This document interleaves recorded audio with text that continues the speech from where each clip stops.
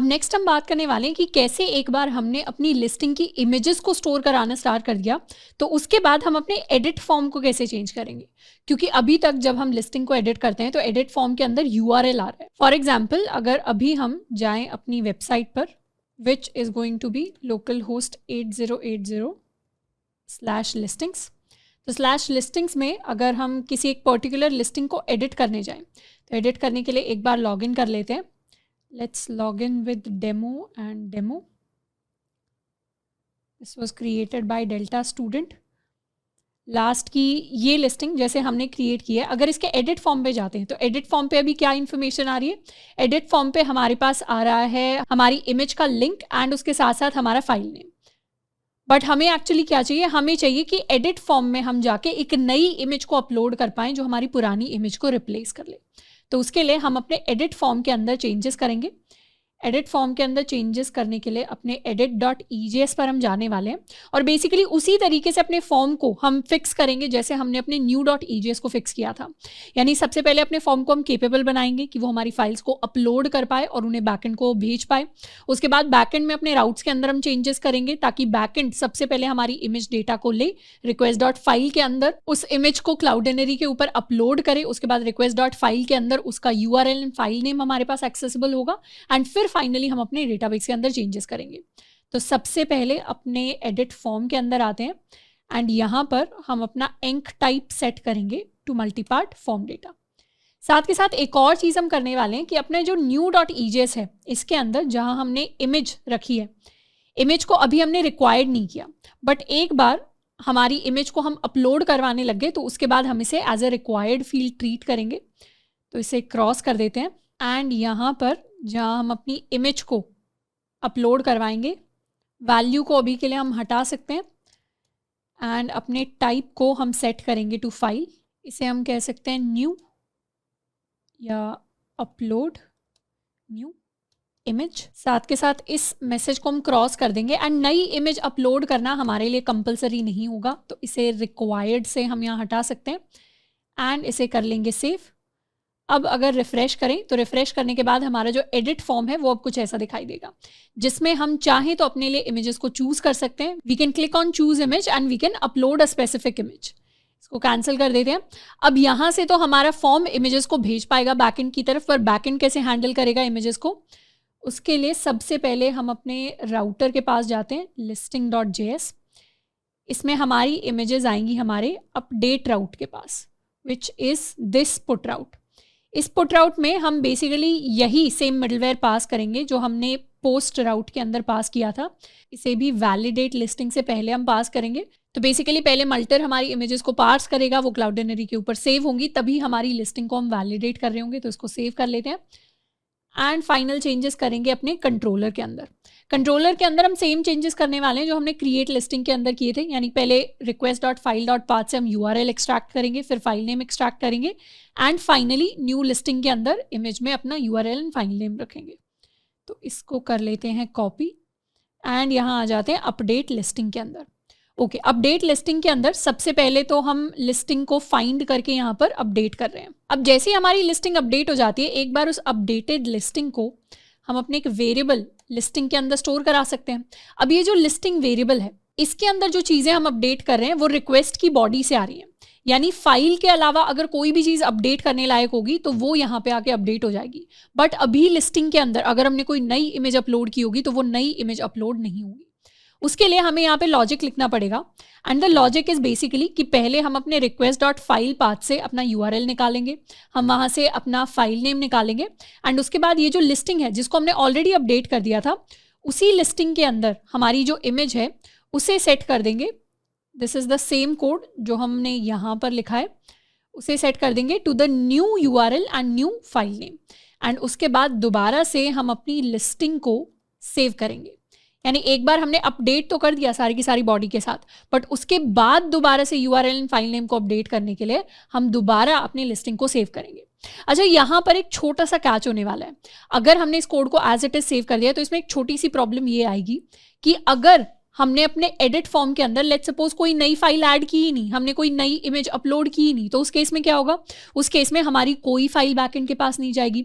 और नई इमेज अगर अपलोड नहीं हुई तो उस केस में ये यूआरएल भी खाली होगा, ये फाइल नेम भी खाली होगा। यानी यहाँ पर हमें चेक करना पड़ेगा कि क्या हमारी जो रिक्वेस्ट है उसके अंदर फाइल एग्जिस्ट करती है। अगर रिक्वेस्ट के अंदर फाइल एग्जिस्ट करती है तभी हम ये सारे के सारे काम कर रहे होंगे, नहीं तो हमें सारे काम करने की जरूरत नहीं है। तो एक कंडीशन हमें लगानी पड़ेगी जिसमें हम चेक करेंगे if request dot file is not equal to undefined. तो रिक्वेस्ट डॉट फाइल के लिए हमें चेक करना है कि हमारा ये वाला जो पैरामीटर है ये एग्जिस्ट करता है या नहीं करता। अगर रिक्वेस्ट के अंदर फाइल एग्जिस्ट नहीं करती होगी तो उस केस में हमारे पास अनडिफाइंड आएगा। एंड जावास्क्रिप्ट के अंदर किसी भी वेरिएबल की वैल्यू अगर हमें चेक करनी है कि वो अनडिफाइंड है या नहीं है, तो उसके लिए we can use the type of operator and फिर हम रिक्वेस्ट डॉट फाइल की जो वैल्यू है उसका टाइप चेक करते हैं कि क्या वो value is not equal to undefined है।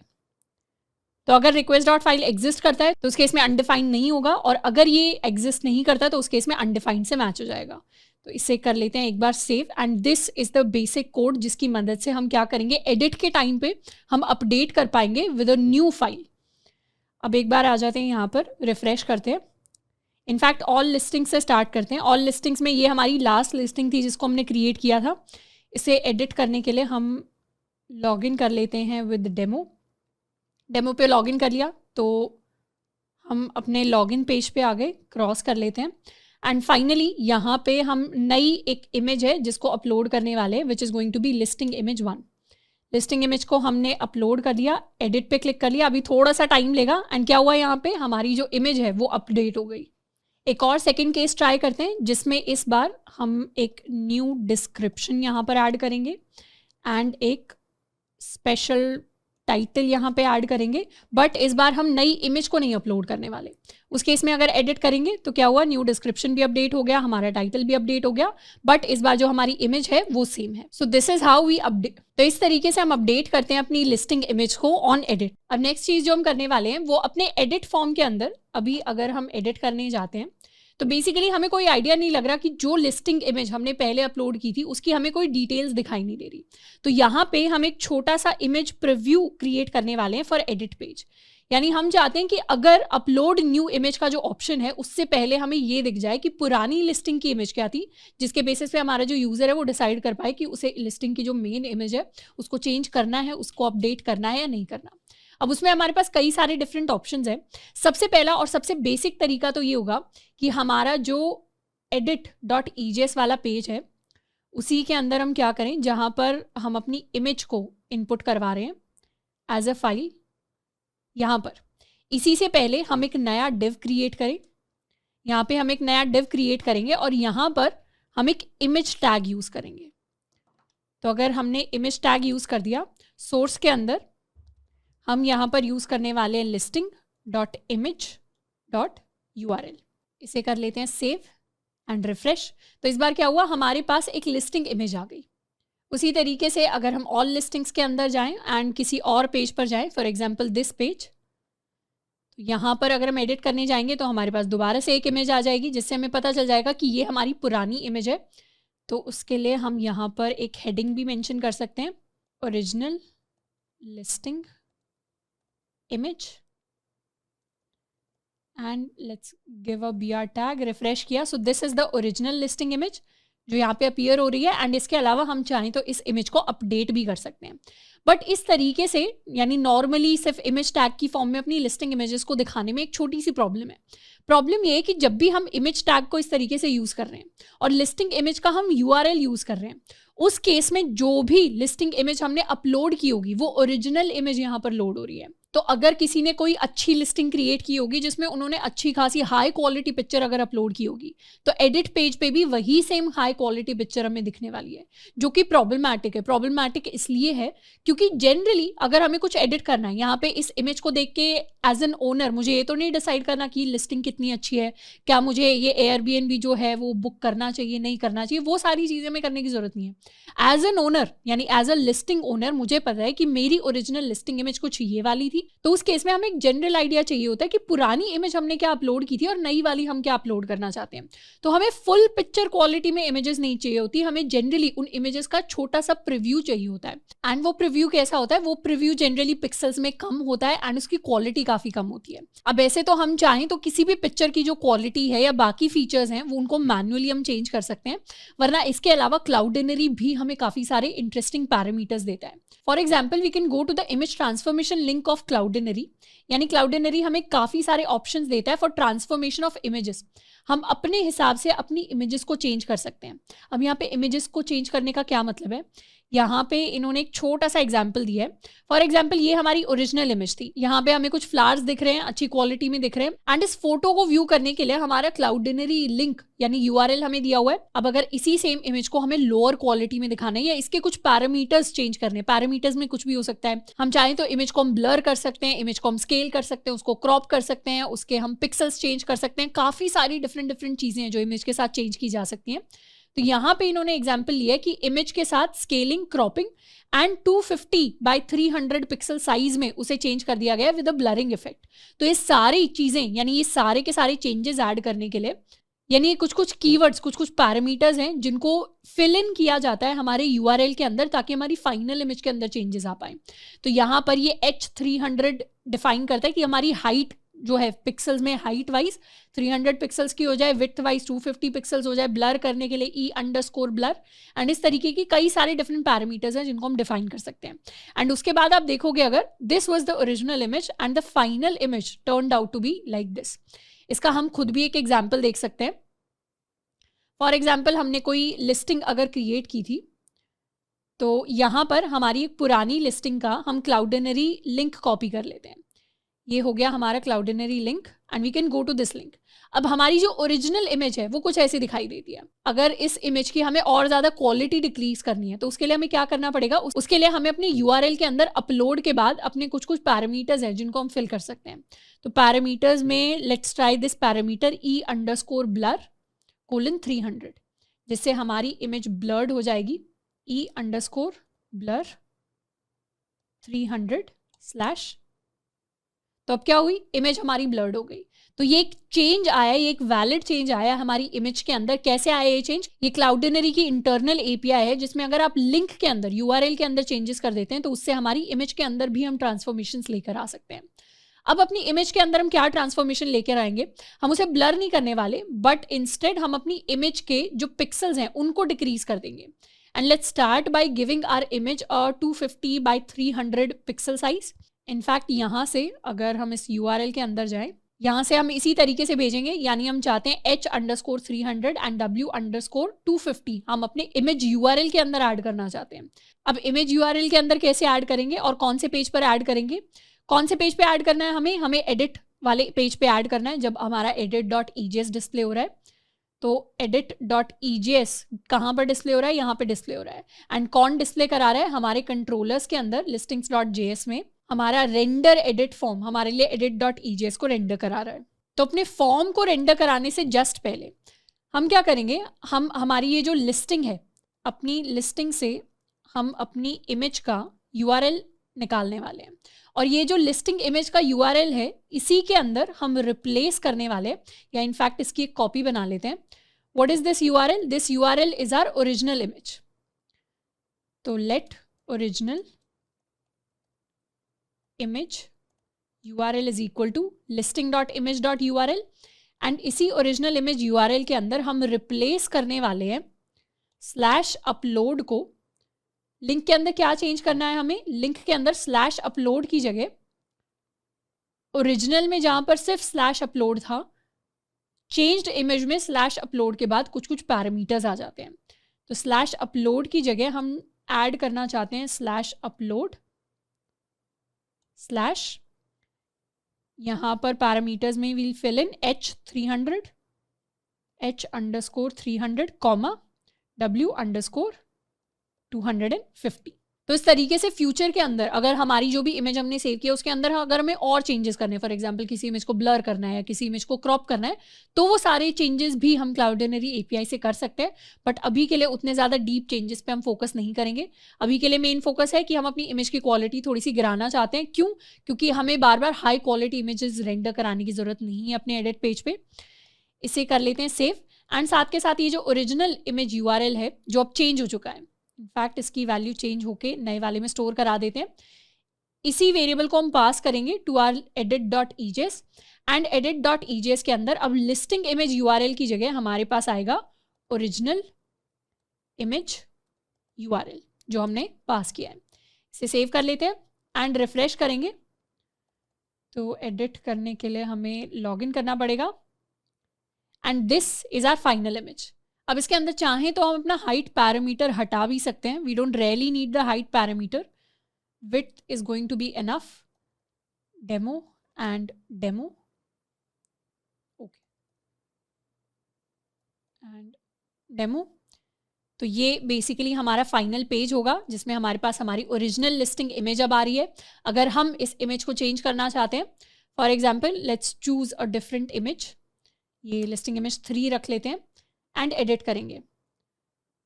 तो फाइनली क्या हुई, हमारी इमेज एडिट होकर आ गई।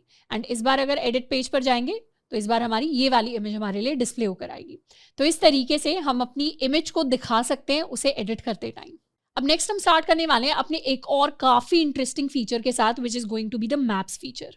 मैप्स को वैसे इतना ज़्यादा हम यूज़ नहीं कर रहे होंगे, but if we go to the original Airbnb website, तो यहाँ पर अगर किसी भी लिस्टिंग के पास हम जाते हैं, लिस्टिंग को अगर हम खोल के देखते हैं, तो उस केस में जो लिस्टिंग्स का शो पेज है which is basically this page, उसमें हर एक पेज के एंड पे हमें एक मैप दिखाई देता है। एंड इस मैप में क्या है, इस मैप में एक हमें आइकन दिखाई दे रहा है। आइकन के पास कुछ कुछ मैसेजेस हमारे पास लिखे हुए आ रहे हैं। क्या messages? Exact location provided after booking. तो इस तरीके से, और ये जो लोकेशन क्या है, ये लोकेशन बेसिकली रिप्रेजेंट कर रही है हमारी लिस्टिंग की लोकेशन को। मतलब जहाँ पर भी मैप सेंटर्ड है, जहाँ पे मैप में हमें ये एरिया दिखाई दे रहा है, हमारी जो लिस्टिंग है वो ऑलमोस्ट यहीं पे ही लोकेटेड है। तो इस तरीके की कुछ फंक्शनैलिटी सिमिलर टू दिस हम बिल्ड करेंगे अपने खुद के प्रोजेक्ट के लिए। तो इससे हमें आइडिया भी लग जाएगा कि अगर हमें मैप्स एपीआई यूज़ करनी होती है तो हम किस तरीके से अपनी मैप्स एपीआई को यूज़ कर सकते हैं। अब वैसे मैप्स एपीआई के लिए हमारे पास बहुत सारे ऑप्शंस हैं डेवलपमेंट के अंदर। बहुत सारी डिफरेंट एपीआईज एग्जिस्ट करती हैं, जिसमें से काफ़ी वेल नोन हमारी गूगल मैप्स की एपीआई होती है। अब अगर आपको खुद से एक्सप्लोर करना है तो आप बिल्कुल जाके एक बार गूगल मैप्स की एपीआई को एक्सप्लोर कर सकते हैं, कोई इशू नहीं है उसमें। काफ़ी बढ़िया बढ़िया एपीआईज हैं गूगल के अंदर, एंड उससे रिलेटेड भी, मतलब गूगल मैप्स से रिलेटेड काफ़ी सारी इंटरेस्टिंग फंक्शनैलिटीज़ हमें मिल जाएंगी। फॉर एग्जाम्पल गूगल मैप्स के अंदर जिस तरीके से हमारा शॉर्टेस्ट डिस्टेंस कैलकुलेट होता है, या जिस तरीके से हम नेबरहुड के एरियाज़ को देख सकते हैं, काफ़ी सारी डिफरेंट फंक्शनैलिटीज़ हैं। तो वो सारी फंक्शनैलिटीज़ अगर हम गूगल मैप्स एपीआई को यूज़ करते हैं तो हमें मिल जाती है। उसके साथ में डिफरेंट स्टाइल्स भी मिल जाते हैं। गूगल मैप्स के अंदर जिस तरीके से हम मैप्स को खोलते हैं तो उसमें कई सारे डिफरेंट स्टाइल्स हैं जिससे हम मैप को देख सकते हैं। अब ऑलमोस्ट वो सारी फंक्शनैलिटीज़, वो सारी स्टाइलिंग हमें गूगल मैप्स के अंदर मिल जाती है, लेकिन हम अपने प्रोजेक्ट के लिए गूगल मैप्स एपीआई को यूज़ नहीं करेंगे। एंड उसका सिर्फ एक ही रीज़न है, एज सच गूगल एपीआई खराब नहीं है, बट उसके अंदर एज अ बिगिनर हमारे लिए एक खराब चीज़ है कि वो क्रेडिट कार्ड या डेबिट कार्ड इन्फॉर्मेशन मांगता है। अब उसका सिर्फ एक ही रीज़न है, एज सच कोई प्रॉब्लम नहीं है गूगल मैप्स एपीआई यूज़ करने में। आप चाहें तो बिल्कुल अपने टाइम पे यूज़ कर सकते हैं, बट हमारे लिए as a beginner, as a student, as a developer problem ये होगी कि जब भी हम गूगल मैप्स की या इनफैक्ट गूगल की कोई भी एपीआई आप यूज़ करने जाओगे तो उसमें आपको क्रेडिट कार्ड इन्फॉर्मेशन अपनी एंटर करनी पड़ेगी when you are trying to sign up. वैसे गूगल एपीआई का फ्री टियर भी है, मतलब ऐसा नहीं है क्रेडिट कार्ड इन्फॉर्मेशन एंटर करके हमें पे ही करना पड़ेगा। हम फ्री में भी एपीआई को यूज़ कर सकते हैं, बट अभी के लिए हम क्रेडिट कार्ड से थोड़ा सा दूर रहेंगे, क्योंकि उसके लिए हो सकता है आप में से काफ़ी सारे स्टूडेंट्स अरेंज ना कर पाएं, के पास ना हो। तो उसके लिए हम एक दूसरे ऑप्शन यानी दूसरी एपीआई को यूज करेंगे, विच इज कॉल्ड मैपबॉक्स। एंड मैपबॉक्स भी काफी वेल नोन, काफी पॉपुलर एंड प्रोफेशनली जो यूज होती है वेबसाइट्स के अंदर, वो एपीआई है जिसका हम एक फ्री वर्जन यूज करने वाले हैं। तो मैपबॉक्स पर जाने के लिए we can simply search for मैपबॉक्स।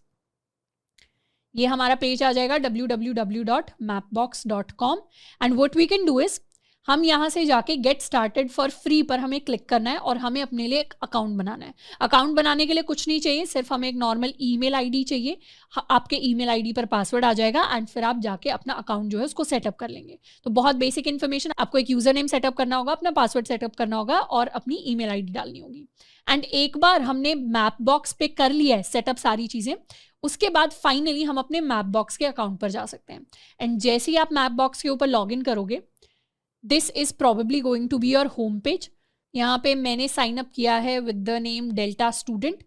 And जब हम साइन अप करेंगे तो हमें इस तरीके से एक्सेस टोकन्स मिलेंगे। अब एक्सेस टोकन्स के बारे में पहले भी हमने थोड़ी बहुत बात की है।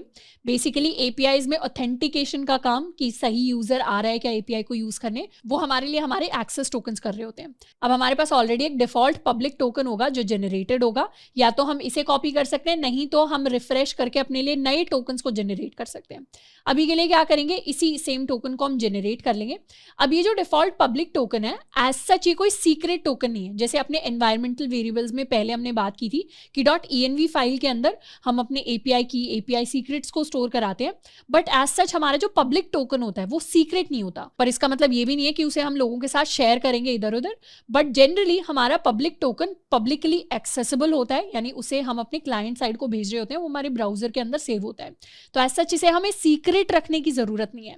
बट हाँ, क्योंकि हम चाहते हैं कि हमारे टोकन्स या बाकी एपीआई रिलेटेड जो इन्फॉर्मेशन है वो एक ही जगह रहे, इसीलिए हम अपने इस पब्लिक टोकन को भी अपने .env फाइल के अंदर सेव करवाएंगे। और ये जो पब्लिक टोकन है ये हमें हेल्प करेगा टू यूज द एपीआई, क्योंकि हमारी जो मैप बॉक्स वाली एपीआई है वो as such authentication free API नहीं है। ऐसा नहीं है कि उस पर कोई भी रिक्वेस्ट भेज सकता है। मैप बॉक्स सिर्फ उन्हीं रिक्वेस्ट को एक्सेप्ट करेगा जिसमें पब्लिक टोकन इंक्लूडेड होगा। तो इसीलिए इस पब्लिक टोकन को हम यहाँ पर कॉपी कर लेंगे एंड अपने .env फाइल के अंदर यहाँ पे आके we'll call it map token. हम अपने मैप टोकन को कर देंगे सेव, इसे कर देते हैं क्रॉस। तो सिर्फ इतना ही काम करना है अभी के लिए, हमें अपने मैप टोकन को सेव करना है, हमें अकाउंट बनाना है अपने मैप बॉक्स के ऊपर एंड इस पब्लिक टोकन को कॉपी कर लेना है। तो अभी के लिए हमें इतना ही काम करना है। सबसे पहले मैप बॉक्स के ऊपर हमें अकाउंट बनाना है, उसके बाद अपने डिफॉल्ट पब्लिक टोकन को हमें कॉपी करना है और उसे अपनी .env फाइल के अंदर हमें सेव करना है। अब नेक्स्ट हम डिस्प्ले कराने वाले हैं अपनी वेबसाइट पर अपना फर्स्ट मैप।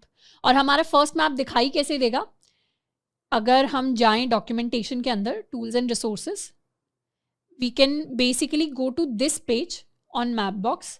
और मैप बॉक्स के अंदर यहाँ पे काफ़ी डिफरेंट हमारे पास स्टाइल्स होते हैं। तो इसमें एक स्ट्रीट स्टाइल हम देख लेते हैं। तो हमारा जो मैप जिसको हम डिस्प्ले कराएंगे वो कुछ ऐसा दिखाई देगा। यानी इसी तरीके से हम अपने मैप को थोड़ा बहुत रीसाइज कर पाएंगे। हम चाहें तो किसी पर्टिकुलर लोकेशन पे जा सकते हैं, अपने पॉइंटर्स वगैरह मार्कर्स वगैरह सेट कर सकते हैं। तो काफ़ी चीज़ें हैं जिनको हम कर सकते हैं। बट बेसिकली जैसे हमें गूगल मैप दिखाई दे रहा है, फॉर एग्जांपल अगर आपने जोमेटो स्विगी यूज़ किए होंगे तो उनके ऊपर हमें मैप दिखाई दे रहा है, ऊबर ओला के ऊपर हमें मैप दिखाई देता है। तो वहाँ पर जैसा मैप हमें दिखाई देता है वैसा सा ही कुछ मैप हम अपनी वेबसाइट के ऊपर डिस्प्ले कराने वाले हैं।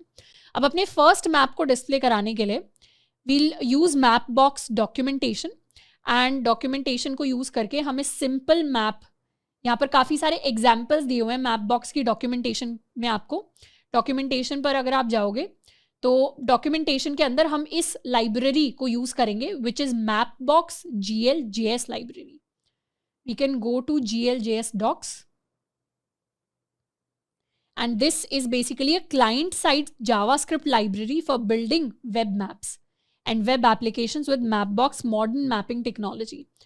तो इस तरीके से काफ़ी इंटरेस्टिंग चीज़ें हैं वैसे जो मैप बॉक्स के साथ आप कर सकते हैं। काफ़ी अगर आप इस डॉक्यूमेंटेशन को अच्छे से एक्सप्लोर करोगे तो काफ़ी नए नए आइडियाज़ भी आपको आएंगे कि आप और फर्दर कैसे प्रोजेक्ट्स बना सकते हो जो मैप्स को इंक्लूड करते हैं। बाकी हम उतना डिटेल में नहीं जाएंगे, हम सिर्फ अपने काम की चीज़ें हैं जिनको सीखने वाले हैं एंड उन्हें हम करेंगे। अच्छा, एक और चीज़ मैं आपको स्टार्ट करने से पहले बता देती हूँ कि अभी जैसे हमने इमेज अपलोड के बारे में बात की थी, तो मैंने आपको बताया था कि इमेज अपलोड एज सच ऐसा फीचर नहीं है जो आपको आना ही आना चाहिए, जो आपसे इंटरव्यूज़ के अंदर पूछा जाएगा। बट हाँ, क्योंकि हमें अपनी वेबसाइट के अंदर इंप्लीमेंट करना है तो उसको हम इंप्लीमेंट कर रहे हैं। वैसे ही किसी भी वेबसाइट के ऊपर मैप को दिखाना ऐसा फीचर नहीं है जो बिल्कुल आपको एज अ डेवलपर आना ही आना चाहिए। बट क्योंकि हमें अपनी वेबसाइट के लिए इस फीचर को बिल्ड करना है तो फिर हम इसे यूज़ कर रहे हैं। एज सच इंटरव्यूज़ के अंदर कोई सॉलिड रिक्वायरमेंट नहीं होती है कि आपको मैप्स वाली APIs यूज़ करनी आनी चाहिए, क्योंकि हर वेबसाइट मैप्स API यूज़ नहीं करती। तो ये बस एक एडेड फीचर है जिसको हम अपनी वेबसाइट के लिए बिल्ड कर रहे हैं। ऑल्सो सेकेंड पॉइंट जो हमने इमेज अपलोड के टाइम पे बात की थी कि इमेज अपलोड, वैसे तो लेक्चर देखते हुए हमें लगेगा कि ठीक है सारी चीज़ें स्ट्रेट फॉरवर्ड चली गई और हमने काफ़ी कम टाइम में सारी चीज़ें कर ली हैं, इमेज को अपलोड कर लिया, डेटाबेस के अंदर सेव करवा लिया, यूआरएल सब कुछ कर लिया है। वैसी ही सेम फीलिंग हमें हो सकता है कि मैपिंग जो है, हम जो मैप को डिस्प्ले करा रहे हैं उसको, उस फीचर को बिल्ड करते टाइम आए, क्योंकि उसमें हमें लग सकता है कि ठीक है सारी चीज़ें स्ट्रेट फॉरवर्ड चल गई, हमें पता है कि यहाँ से हमें डॉक्यूमेंटेशन में ये पार्ट पढ़ना है, यहाँ से हमें ये वाले एग्जाम्पल से ये वाला कोड उठाना है, इसको कॉपी पेस्ट करना है अपने कोड के अंदर और फिर चीज़ों को वर्कआउट करवाना है, फिर हमें अपना मैप डिस्प्ले कराना है, सारी चीज़ें करनी है। तो लेक्चर पढ़ते टाइम हमें काफ़ी सारी चीज़ें सिंपल लग सकती हैं, बट एक्चुअली अगर आप मैप वाला फीचर खुद से पूरा इंप्लीमेंट करने बैठोगे तो उसमें हमें टाइम लगेगा एज अ डेवलपर। क्योंकि काफ़ी सारी, जब हम नए फीचर्स, नई फंक्शनैलिटीज़ बिल्ड करते हैं जो ऑलरेडी बिल्ट नहीं होती, तो उस केस में हमें रिसर्च में टाइम लगता है। दूसरा, हमारे पास बीच में काफ़ी सारे बग्स आते हैं जिनको फिक्स करने में हमें टाइम लगता है। अब वो सारा टाइम मैंने एज अ टीचर लगा दिया है, तो आपको लेक्चर के अंदर सारी चीज़ें स्ट्रेट फॉरवर्ड दिखेंगी, पर जब भी प्रैक्टिकली अपने प्रोजेक्ट्स के अंदर हम फीचर्स बिल्ड करने बैठे तो उस टाइम पे अगर आपको एक्स्ट्रा टाइम लगता है, अगर आपको रिसोर्सेज, नए एपीआईज ढूंढना, एपीआईज की डॉक्यूमेंटेशन पढ़ने में, एपीआईज को डॉक्यूमेंटेशन को जब आप इंप्लीमेंट कर रहे हो एग्जांपल्स के थ्रू, उसको समझने में, उसके अंदर बग्स फाइंड आउट करने में, बग्स फिक्स करने में, ये सारी चीज़ों में अगर आपको टाइम लग रहा है practical day to day basis पर, तो उसमें बिल्कुल भी घबराना नहीं है, because that is called being a programmer. क्योंकि जब भी हम कोड लिखते हैं कुछ ना कुछ एरर्स, कुछ ना कुछ प्रॉब्लम्स आएंगे ही, एंड उन्हीं एरर्स को सॉल्व करते करते हमारा लॉजिक बिल्ड होता है। तो it is a positive thing कि आप नई चीज़ें ट्राई कर रहे हो तो एरर्स आएंगे ही आएंगे, तो उन नई चीज़ों को ट्राई करने से घबराना नहीं है, अपने एरर्स को सॉल्व करते जाना है, नई चीज़ें सीखती जानी है। पर हमारे बैक ऑफ द माइंड पे ये भी हमें पता होना चाहिए कि सारी चीज़ें लाइफ के अंदर स्ट्रेट फॉरवर्ड नहीं चलेंगी। कुछ भी नया फीचर, कुछ भी नई चीज़ अगर हम इंप्लीमेंट करेंगे तो उसके अंदर हमारे पास प्रॉब्लम्स आएंगी, और उन्हीं प्रॉब्लम्स को जितना अच्छे से हम सॉल्व करेंगे, जितना दृढ़ता के साथ हम सॉल्व करेंगे, उतने हम बेटर प्रोग्रामर बनते जाएंगे। तो ये एक छोटा सा मैसेज था जो मैं आपको देना चाहती थी, ताकि हम रियलिस्टिक एक्सपेक्टेशंस हमारे दिमाग के अंदर सेट कर रहे हो। अब आ जाते हैं अपने मैपबॉक्स GLJS पर। तो this is basically the documentation जिसको हम यूज़ करेंगे, एंड इसी के अंदर अगर आप एग्जाम्पल्स में जाओ तो एग्जाम्पल्स में आपको काफ़ी सारे डिफरेंट एग्जाम्पल्स मिल जाएंगे। मतलब मैप बॉक्स को यूज़ करके हम क्या क्या डिफरेंट चीज़ें कर सकते हैं। Display a web map using an alternate projection, create and style clusters, add a polygon, तो maps, add a 3D model, add a geocoder। तो मैप बॉक्स को यूज़ करके हम काफ़ी सारी डिफरेंट चीज़ें हैं जिनको कर सकते हैं। अब उसमें से सबसे बेसिक चीज़ जो हम करने वाले हैं that is to display a map on a web page. तो इस एग्जाम्पल को हम थोड़ा सा फॉलो कर लेते हैं अपना फर्स्ट मैप दिखाने के लिए। अब एग्जाम्पल के अंदर हमें पूरा कोड दिया हुआ है। ये तो है कि अगर आप एक सिंगल पेज बना रहे हो जिसके अंदर आप सिर्फ मैप दिखाना चाहते हो, उस केस में हम इस पूरे कोड को कॉपी पेस्ट कर सकते हैं, पर हमें पूरे पेज के ऊपर मैप नहीं दिखाना। हमें तो क्या करना है, हमारा जो show.ejs वाला पेज है, यानी हमारा जो ये वाला पेज है, इस पेज के ऊपर हम अपने मैप को डिस्प्ले कराना चाहते हैं at the end of the page. तो वो चीज़ करवाने के लिए हम इसे यूज़ करेंगे। तो उसके लिए सबसे पहले तो ये 2 एक्स्ट्रा लिंक्स हैं जिनको हमें ऐड करना पड़ेगा अपनी डॉक्यूमेंटेशन के अंदर या अपने कोड के अंदर। इनमें से सबसे पहला एक स्टाइल शीट का लिंक है which is map box style sheet, and दूसरा लिंक हमारे पास जावास्क्रिप्ट का लिंक है जो फंक्शनैलिटी ऐड करेगा मैप्स के अंदर। तो इन दोनों लिंक्स को कॉपी कर लेते हैं एक बार, एंड इन्हें हम पेस्ट करेंगे अपने boilerplate.ejs के अंदर। boilerplate.ejs में लास्ट में इन्हें हम सेव कर लेते हैं। उसके बाद नेक्स्ट चीज़ हम क्या करने वाले हैं, अपने मैप को डिस्प्ले कराने के लिए, इफ़ आई जूम इन, अपने मैप को डिस्प्ले कराने के लिए हमारी जो बॉडी टैग है उसके अंदर हमारे पास एक डिव होना चाहिए विद एन ID मैप। तो इसको कॉपी कर लेते हैं, एंड हमें मैप कहाँ पे डिस्प्ले कराना है, हमें मैप डिस्प्ले कराना है show.ejs के अंदर। तो we'll go to show.ejs, and map हम कहाँ पर डिस्प्ले कराना चाहते हैं। बेसिकली जब हमारे ये ऑल रिव्यूज़ ख़त्म हो जाता है तो उसके बाद हम अपने मैप को डिस्प्ले कराएंगे। तो ऑल रिव्यूज़ हमारा, एंड ये जो हमारा डिव है, this div is basically for the entire class। तो इसी को एक बार कॉपी कर लेते हैं क्लास को, एंड हम अपने लिए एक नया डिव बनाएंगे यहाँ पर। इस डिव को हम सेम क्लास देने वाले हैं। इस डिव के अंदर सबसे पहले तो एक H3 क्रिएट कर लेते हैं जिसके अंदर हम लिखेंगे Airbnb वेबसाइट पे क्या लिखा होता है, वेयर यूल बी। सेम चीज़ हम लिखने वाले हैं अपनी वेबसाइट पर, एंड उसके बाद हम अपना डिव क्रिएट करेंगे जिसकी ID होने वाली है map ID। So this is the div जो हमें क्रिएट करना है, और इसी डिव के अंदर हमें हमारा मैप दिखाई देगा। इसको सेव कर लेते हैं, एंड जाके अगर रिफ्रेश करेंगे अपने पेज पे तो अभी हमें कोई चेंजेस दिखाई नहीं देंगे, सिर्फ ये वेयर यूल बी दिखाई देगा। इसे भी अगर हम लेफ़्ट साइड शिफ्ट करना चाहते हैं, इनफैक्ट इसे कॉलम दे देते हैं 6, सेव एंड रिफ्रेश। ये डिव आई थिंक हमारा यहाँ पर आना चाहिए टू प्रॉपरली सेट, ओके यहीं पर आएगा। एंड साथ के साथ एक और चीज़ हम करने वाले हैं, क्योंकि हमारे पास यहाँ पे रिव्यूज़ है नहीं, तो ये ऑल रिव्यूज़ हमें दिखाने की एज सच ज़रूरत नहीं है। So what we are going to do, यहाँ पर ये जो ऑल रिव्यूज़ है इससे कट कर लेते हैं एंड इस ऑल रिव्यूज़ को हम यहाँ पर शिफ्ट कर देंगे। रिफ्रेश कर लिया। अब यहाँ एक लॉजिक हम लगा सकते हैं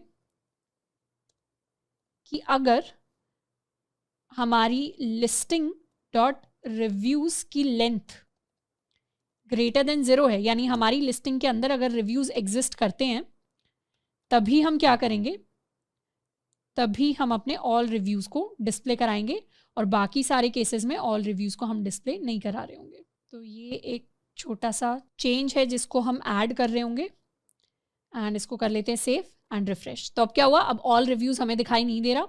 and the same thing we can do for our HR tag, जो हमें एक्स्ट्रा दिखाई दे रहा है। अभी हमारे रिव्यूज़ वाले फॉर्म के अंदर हमने एक HR टैग ऐड किया होगा, this was the HR tag. इसे हम क्रॉस करके यहाँ पे ऐड कर सकते हैं एंड रिफ्रेश। ओके, यूज़र क्योंकि लॉग्ड इन है तो फिर हमें हमारा ये HR टैग जो है वो दिखाई दे रहा है। अब यहाँ पर आ जाते हैं अपने मैप को ऐड करने के लिए। तो हमने लास्ट में इतना पार्ट हमने ऐड कर लिया अपने मैप को ऐड करने के लिए, बट उसके साथ में there is one additional thing. We go to the example, यहाँ पे कुछ स्क्रिप्ट का हमारे पास एक्स्ट्रा कोड भी है जिसको हमें ऐड करना पड़ेगा। एंड स्क्रिप्ट वाले कोड के अंदर क्या क्या चीज़ें हैं, यहाँ पर एक तो हमारे पास हमें मैप बॉक्स gl.access टोकन, यानी हमें अपना एक एक्सेस टोकन जो हमने ऑलरेडी ले रखा है उसको यहाँ पर पेस्ट करना पड़ेगा इस चीज़ को रिप्लेस करने के लिए। बाकी हम न्यू मैप बॉक्स gl.map इस फंक्शन को यूज़ करके अपने लिए एक नया मैप क्रिएट कर रहे हैं, और उसके अंदर हम एक कंटेनर पास कर रहे हैं। यहाँ से हम उस मैप को स्टाइल दे रहे हैं। स्टाइल देने का मतलब है कि हमारा मैप कैसा दिखाई देगा। हम उसके लिए एक सेंटर डिफाइन कर रहे हैं। सेंटर इज बेसिकली मैप के ऊपर शुरुआत में एक पोजीशन दिखाई देती है। जैसे जब भी हम किसी मैप को खोलते हैं तो उसमें एक पिन पॉइंट करके सेंटर पोजीशन होती है जो हमें दिखाई देती है, तो ये वो स्टार्टिंग पोजीशन है मैप की। एक जूम लेवल होता है कि कितना जूम्ड इन या जूम आउट होके आप अपने मैप को दिखाना चाहते हो। तो ये जो पूरा कोड है इसे हम यूज करने वाले हैं। अभी के लिए इस कोड को यहीं पर लिख लेते हैं, इसे हम डिव के बाहर लिखेंगे एंड इसे कर लेते हैं सेव। यहाँ पे हमें क्या करना है, यहाँ पे हमें अपना एक्सेस टोकन लिखना है जो हमें अपने एनवायरमेंटल वेरिएबल से मिलेगा। तो एक वेरिएबल बना लेते हैं, let map token is equal to this is going to be process.env.map token, and इसे हम डबल कोट्स के अंदर ऐड करने वाले हैं। ये जो वैल्यू हो जाएगी this will be equal to map token, and in fact हम अपने मैप टोकन को प्रिंट भी करवा सकते हैं। एक बार कर लेते हैं सेव, एंड इस बार जब हम अपने show.egs पर जाएंगे तो एक बार इसे इंस्पेक्ट भी कर लेते हैं एंड साथ के साथ रिफ्रेश भी कर लेते हैं। Okay, an API access token is required to use. हमारा जो एक्सेस टोकन है वो यहाँ पे एक्सेसिबल नहीं था। What we are going to do, एक बार अपने सर्वर को स्टॉप करके हम इसे रीस्टार्ट कर लेते हैं एंड इस बार रिफ्रेश करेंगे। तो इस बार रिफ्रेश करें तो हमारे पास हमारा एक्सेस टोकन आ गया, बट मैप अभी डिस्प्ले होके दिखाई नहीं दे रहा। इसका रीज़न है कि अभी मैप के अंदर हमने अपनी स्क्रिप्ट को कॉपी कर लिया, डिव को कॉपी कर लिया, लिंक्स को कॉपी कर लिया, बट ये कुछ एक्स्ट्रा स्टाइलिंग है जिसको हमें कॉपी करना पड़ेगा। यानी हमारा जो मैप वाला डिव है उसे हमें कुछ स्टाइलिंग देनी पड़ेगी। तो स्टाइलिंग देने के लिए हम जा सकते हैं अपने पब्लिक फोल्डर के CSS के अंदर style.css में, और यहाँ पर हम अपने मैप के लिए स्टाइलिंग ऐड करेंगे। तो मैप के लिए स्टाइलिंग ऐड करने के लिए हमें जो ओरिजिनल जो बाय डिफ़ॉल्ट स्टाइलिंग दी हुई है वो ये दी हुई है, बट ये जो स्टाइलिंग है इसमें पोजीशन एब्सोल्यूट है, टॉप बॉटम 0 है, विड्थ 100% है। हमें ये वाली स्टाइलिंग की ज़रूरत नहीं है क्योंकि ये तो वो स्टाइलिंग है जो हम अगर पूरे पेज पर मैप डिस्प्ले कराना चाहते हैं उसके लिए चाहिए। हम तो चाहते हैं कि हमारा जो बॉक्स हो उसे हम एक हाइट दे दें। Let's give it a initial height of 100 pixels and width of 100 pixels. Save कर लेते हैं एक बार, वापस आएंगे, रिफ्रेश करेंगे एंड इस बार क्या हुआ, हमें एक छोटा सा मैप दिखाई दे रहा है। इसे साइज में बड़ा करने के लिए इसे एक बड़ी हाइट हम दे सकते हैं। Let's give it a height of 400 pixels and इसे एक फिट दे देते हैं 80 या 60 व्यू पोर्ट, या let's give it an 80 viewport height.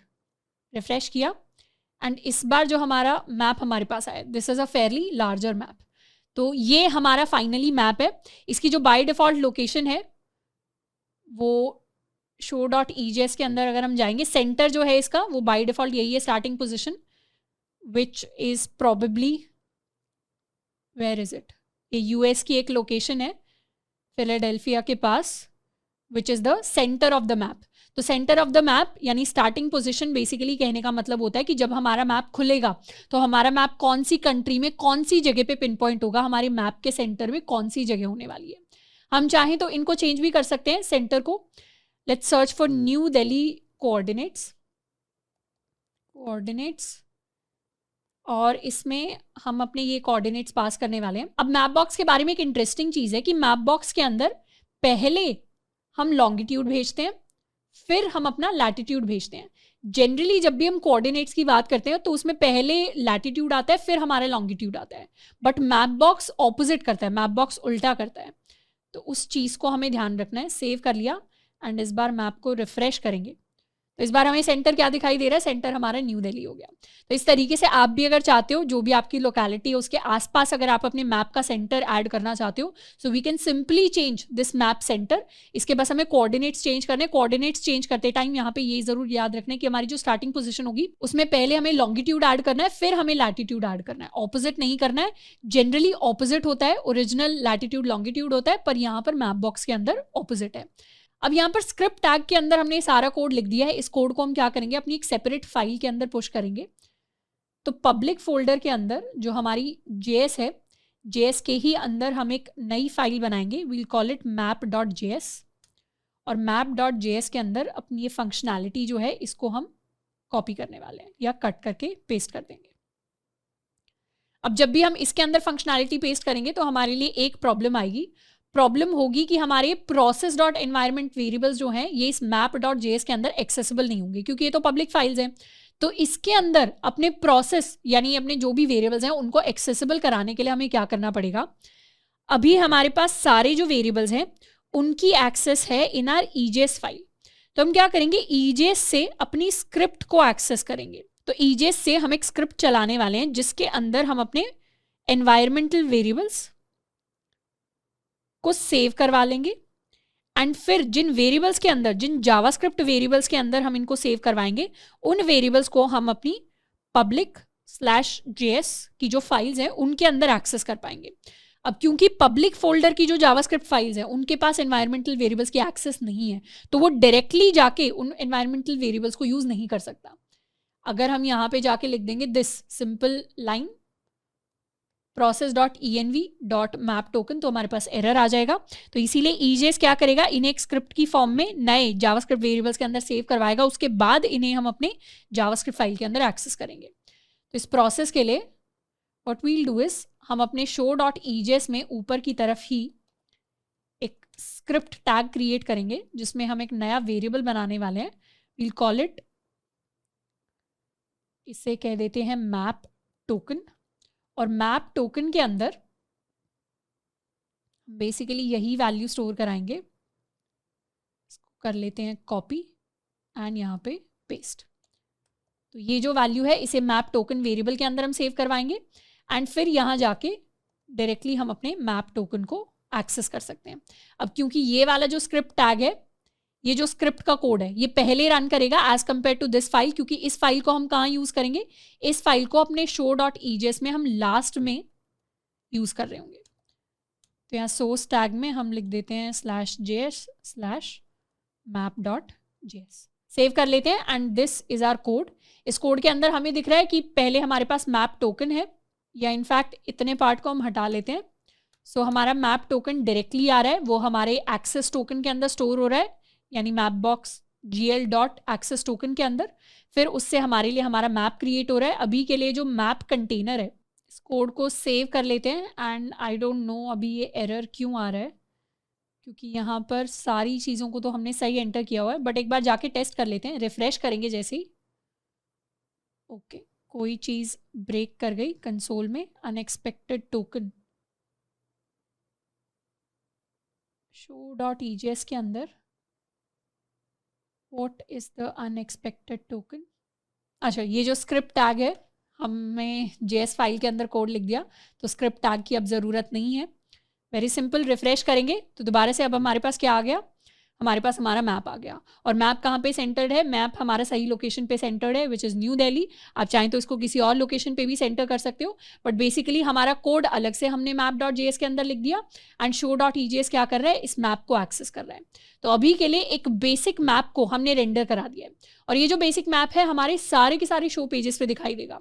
If we go to any random page, वहाँ पे हमें हमारा मैप दिखाई दे रहा होगा। अब नेक्स्ट चीज जिस पर हमें ध्यान देना है वो ये कि अभी तो हम मैप्स को कैसे दिखा रहे हैं, अभी सारे के सारे मैप्स में हमारी जो लोकेशन है वो न्यू दिल्ली दिख रही है, बट हम क्या चाहते हैं, हम चाहते हैं कि हमारी लिस्टिंग के अंदर जो भी लोकेशन स्टोर्ड है, हमारे स्कीमा के अंदर जो भी हमने लिस्टिंग की लोकेशन स्टोर कराई है, हम चाहते हैं हमारे मैप की जो सेंटर पोजिशन हो वो ये लोकेशन हो, एंड उसी फंक्शनैलिटी के ऊपर अब हम नेक्स्ट काम कर रहे होंगे। अब अपनी सही लोकेशन को डिस्प्ले कराने से पहले we'll have to learn about this important concept called geocoding. Geocoding का क्या मतलब होता है? Geocoding is the process of converting addresses into geographic coordinates.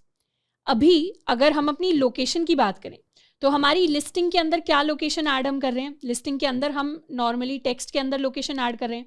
For example हम अपनी लोकेशन ऐड कर सकते हैं न्यू दिल्ली इंडिया, या हम अपनी लोकेशन ऐड कर सकते हैं जयपुर राजस्थान, या अगर हमें कोई और लोकेशन ऐड करनी है, for example we add Goa India. तो इस तरीके से हम अपनी लोकेशंस को ऐड कर सकते हैं। अब ये जो लोकेशंस है ये हमारे मैप को समझ नहीं आती, हमारे मैप को समझ में आते हैं कोऑर्डिनेट्स। कोऑर्डिनेट्स यानी हमारे लैटिट्यूड्स एंड हमारे लॉन्गिट्यूड्स, और लैटिट्यूड्स एंड लॉन्गिट्यूड्स नंबर्स होते हैं। तो हम कैसे अपनी इन लोकेशंस को लैटिट्यूड्स एंड लॉन्गिट्यूड्स के अंदर कन्वर्ट कर सकते हैं, तो ये जो कन्वर्जन का प्रोसेस होता है इसी को हम जियो कोडिंग कहते हैं। एंड मैप को यूज करने का एक इंपॉर्टेंट जो पार्ट होता है, जो कोर फॉर्म होता है, वो हमारा जियो कोडिंग का प्रोसेस होता है। तो अगर फॉर एग्जांपल हमने कोई स्ट्रीट एड्रेस दिया, अगर हम कुछ भी रैंडम एड्रेस देते हैं, हाउस नंबर 1 2 3 4 इन सम लोकेलिटी, तो उसके लिए जो हमारे पास प्रॉपर लैटिट्यूड एंड लॉन्गिट्यूड आते हैं, तो उन्हें फिर हम यूज कर सकते हैं अपने मैप की सही पोजीशन डिसाइड करने के लिए, मैप को सेंटर करने के लिए। मैप के ऊपर अगर हम कोई मार्कर ऐड करना चाहते हैं, कुछ और एक्स्ट्रा फंक्शनैलिटीज ऐड करना चाहते हैं, उनके लिए हमें लैटिट्यूड्स एंड लॉन्गिट्यूड्स यानी कोऑर्डिनेट्स की जरूरत होती है।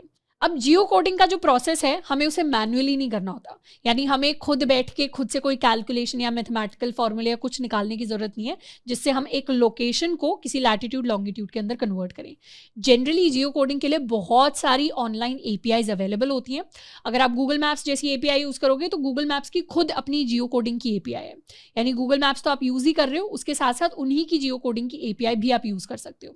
वैसे ही मैप बॉक्स के अंदर भी अपनी जियो कोडिंग की API है, यानी ये API क्या करेगी, इस API को अगर आप कोई भी लोकेशन भेजोगे, फॉर एग्जांपल इसे हमने लोकेशन भेजी न्यू दिल्ली, तो ये हमें क्या करेगा, न्यू दिल्ली के कोऑर्डिनेट्स रिटर्न कर देगा, जिन कोऑर्डिनेट्स को फिर हम यूज कर सकते हैं अपने मैप को मैनिपुलेट करने के लिए। तो अभी के लिए हम एक चीज इंप्लीमेंट करने वाले हैं कि जब भी हम किसी नई लिस्टिंग को ऐड कर रहे हैं, फॉर एग्जाम्पल हमारी वेबसाइट के ऊपर if we are going to add a new listing, demo से लॉगिन कर लेते हैं। अगर हम कोई नई लिस्टिंग ऐड कर रहे हैं तो इसमें हमें कुछ लोकेशन एंटर करनी पड़ेगी। तो अभी के लिए एक सिंपल सी फंक्शनैलिटी को हम बिल्ड करेंगे कि जो भी लोकेशन हम ऐड करने वाले हैं, यहाँ पे एंटर करने वाले हैं न्यू लिस्टिंग के लिए, उस लोकेशन के लिए हम अपने कोऑर्डिनेट्स को प्रिंट करवाएंगे। तो उतना पार्ट अगर हमने अचीव कर लिया तो उसके बाद उन्हीं सेम कोऑर्डिनेट्स को जिनको हम प्रिंट करवा रहे हैं उन्हीं को अपने मैप के ऊपर हम डिस्प्ले करा सकते हैं। तो अभी के लिए इस पार्ट के अंदर, इस वीडियो लेक्चर के अंदर हम फोकस करेंगे कि कैसे अपनी नई लिस्टिंग के अंदर जो भी लोकेशन हमें मिल रही है उस लोकेशन के लिए हम अपने कोऑर्डिनेट्स को प्रिंट करवा सकें।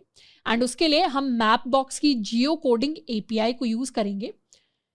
We can go to this link which is mapbox.com/API/search/geocoding, जिसके अंदर जियो कोडिंग रिलेटेड हमारे पास काफ़ी सारी चीज़ें हमें मिल जाएंगी। यहाँ पे लिखा भी हुआ है, दो तरीके की जियो कोडिंग होती है, एक होती है फॉरवर्ड, एक होती है backward. Forward geocoding converts location text into geographic coordinates. जैसे फॉर एग्जांपल अगर हमें 2 लिंकन मेमोरियल सर्कल NW दिया हुआ है तो इसके कोऑर्डिनेट्स क्या होंगे, ये इसके कोऑर्डिनेट्स होंगे।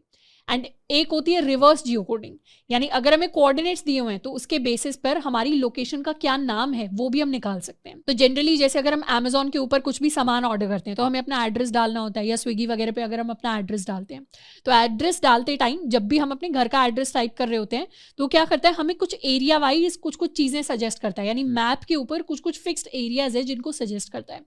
वो पॉसिबल हो पाता है forward and backward Jio coding की वजह से। यानी बेसिकली जिस भी लोकेशन का हम एड्रेस डालते हैं सबसे पहले वो कोऑर्डिनेट्स के अंदर कन्वर्ट होती है, तो लोकेशन का कोऑर्डिनेट्स के अंदर कन्वर्ट होना होता है फॉरवर्ड जियो कोडिंग। उसके बाद कोऑर्डिनेट्स में कन्वर्ट होते हैं तो आसपास वाली जगह वहां से निकाली जाती है। उसके बाद वो कोऑर्डिनेट्स में कन्वर्ट होते हैं तो फिर जो भी लोकेशन हमने एंटर की थी उसके आसपास वाली सजेस्टेड ऑप्शंस हमें दिखाई जाते हैं, उसके अंदर से हम कुछ भी क्लिक कर सकते हैं तो हम एग्जैक्ट लोकेशन अपने लिए पिक कर सकते हैं। तो जो भी सजेशंस होते हैं लोकेशन से रिलेटेड वो सारे forward and reverse Jio coding की वजह से पॉसिबल होते हैं।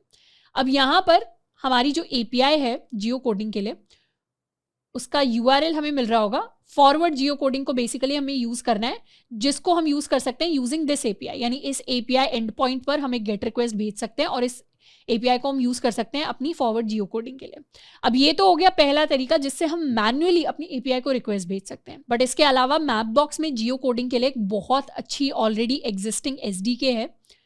If we go to this link तो गिटहब के ऊपर हमें मैप बॉक्स एसडीके मिल जाएगी। दिस इज स्पेसिफिकली वो जावास्क्रिप्ट, यानी ये जो एसडीके है सॉफ्टवेयर डेवलपमेंट किट, ये स्पेसिफिकली नोड जेएस के लिए है। हम इसको जाके पढ़ सकते हैं। A JavaScript SDK for working with Mapbox APIs works with node. अगर हम नोड के साथ काम कर रहे हैं तो काम कर जाएगी, ब्राउजर के साथ भी काम कर रहे हैं तो काम कर जाएगी। रिएक्ट नेटिव के लिए अगर हम ऐप डेवलपमेंट कर रहे हैं तो भी हम इसको यूज कर सकते हैं।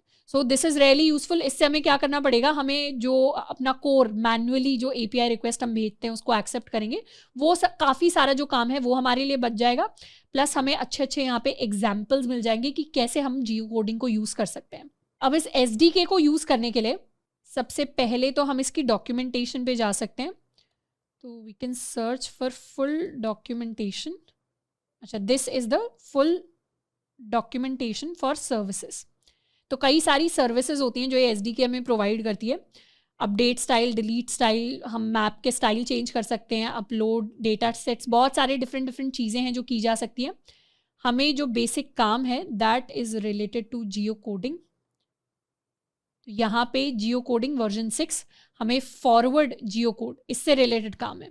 सो फॉरवर्ड जियो कोड के अंदर काफ़ी सारी डिफरेंट चीज़ें हैं एंड ये हमारा छोटा सा बेसिक सा कोड होता है जो फॉरवर्ड जियो कोडिंग के लिए हम यूज़ करते हैं। अब इस कोड को यूज़ करने से पहले सबसे पहले तो इस लाइब्रेरी को एसडीके को हमें डाउनलोड करना पड़ेगा। डाउनलोड करने के लिए what we can do is हम इसे सबसे पहले इंस्टॉल कर लेंगे। इंस्टॉलेशन का लिंक हमें डॉक्यूमेंटेशन के अंदर ही दिया होगा। This is for installation. So basically हमें npm इंस्टॉल करना है मैप बॉक्स एसडीके को। तो इसे कर लेते हैं कॉपी एंड एक बार सर्वर को करते हैं stop and we can install this.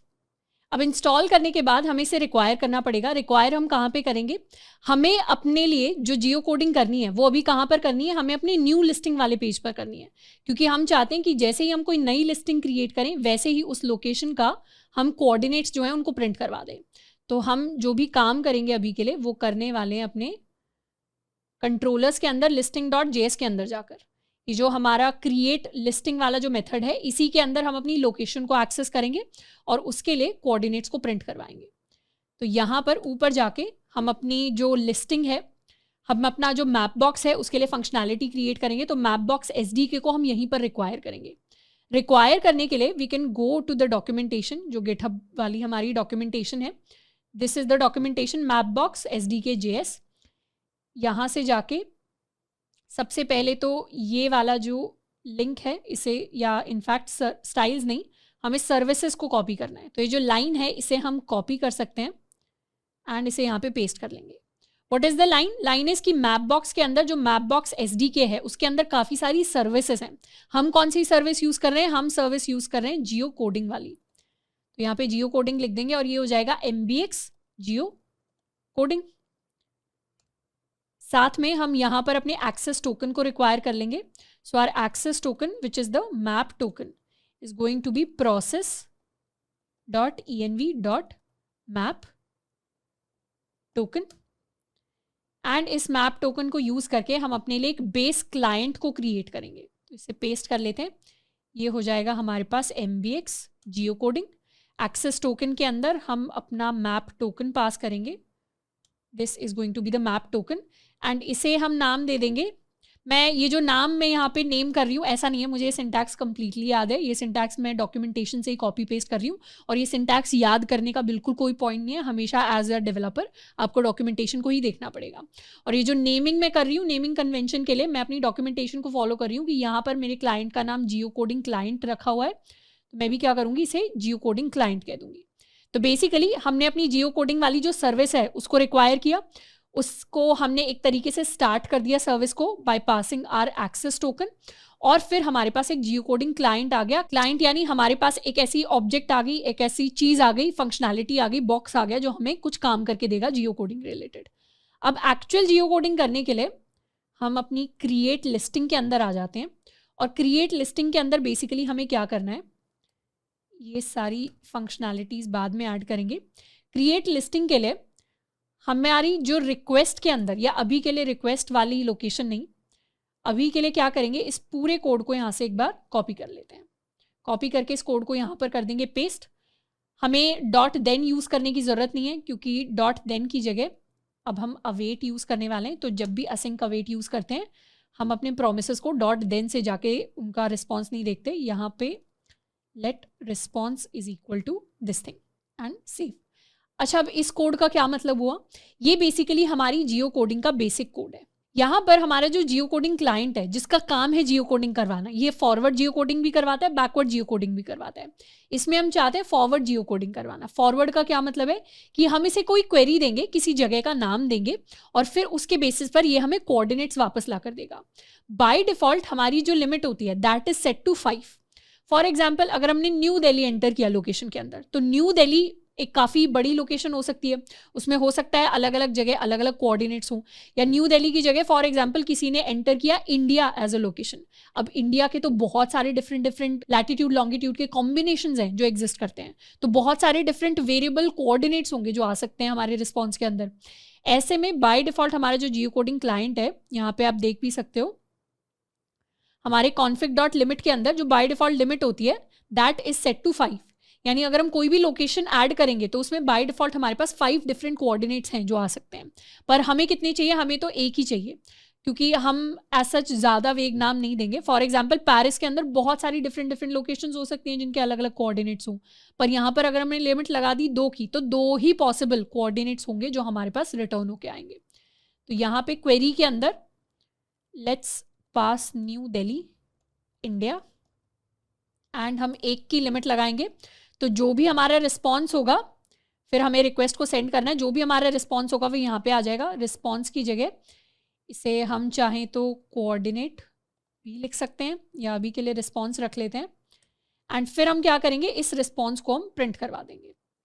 console.log हमारा जो भी रिस्पॉन्स आएगा API से उसको हम प्रिंट करवा देंगे, और यहाँ से रिस्पॉन्स में हम सेंड कर देंगे डन।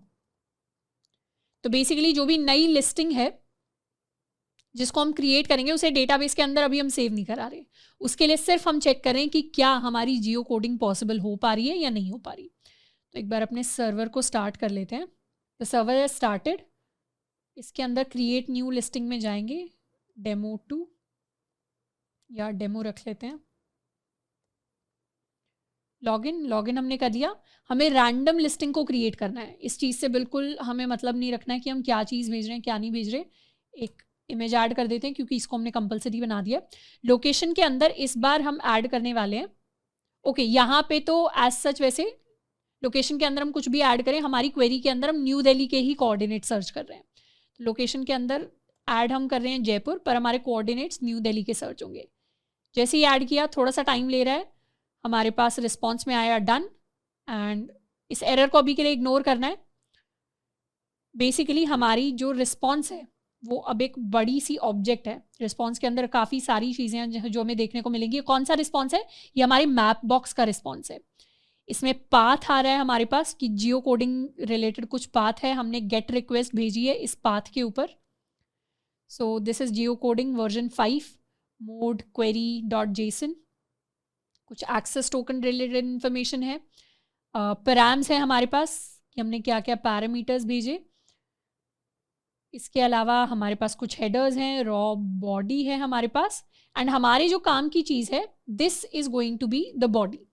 ये जो बॉडी है हमारे रिस्पॉन्स के अंदर, ये एक्चुअली काम की चीज़ है जो यूजफुल रिस्पॉन्स यानी कोऑर्डिनेट्स इसी के अंदर छुपे हुए हैं।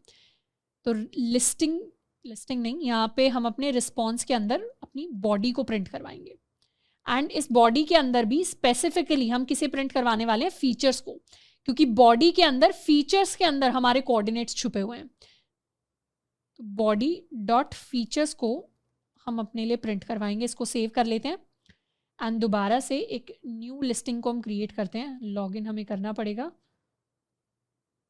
सेव।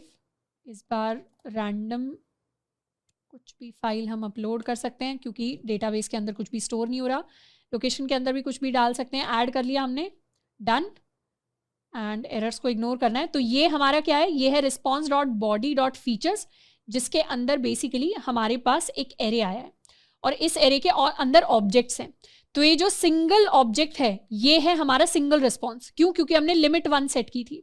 अगर हम लिमिट 2 सेट करते तो यहाँ पे हमारे पास 2 ऑब्जेक्ट्स आती, लिमिट 3 सेट करते तो 3 ऑब्जेक्ट्स आती। अब ये जो फीचर्स हैं, फीचर्स के अंदर कई सारी डिफरेंट इन्फॉर्मेशन है, एंड फीचर्स के अंदर हमें टाइप मिल जाएगा, type is equal to feature, कुछ आईडी मिल जाएगी हमें, प्रॉपर्टीज, टेक्स्ट मिल जाएगा, प्लेस का नाम मिल जाएगा which is new Delhi, Delhi India. But हमारे जो सबसे मेन चीज़ काम की है वो है ये ज्योमेट्री।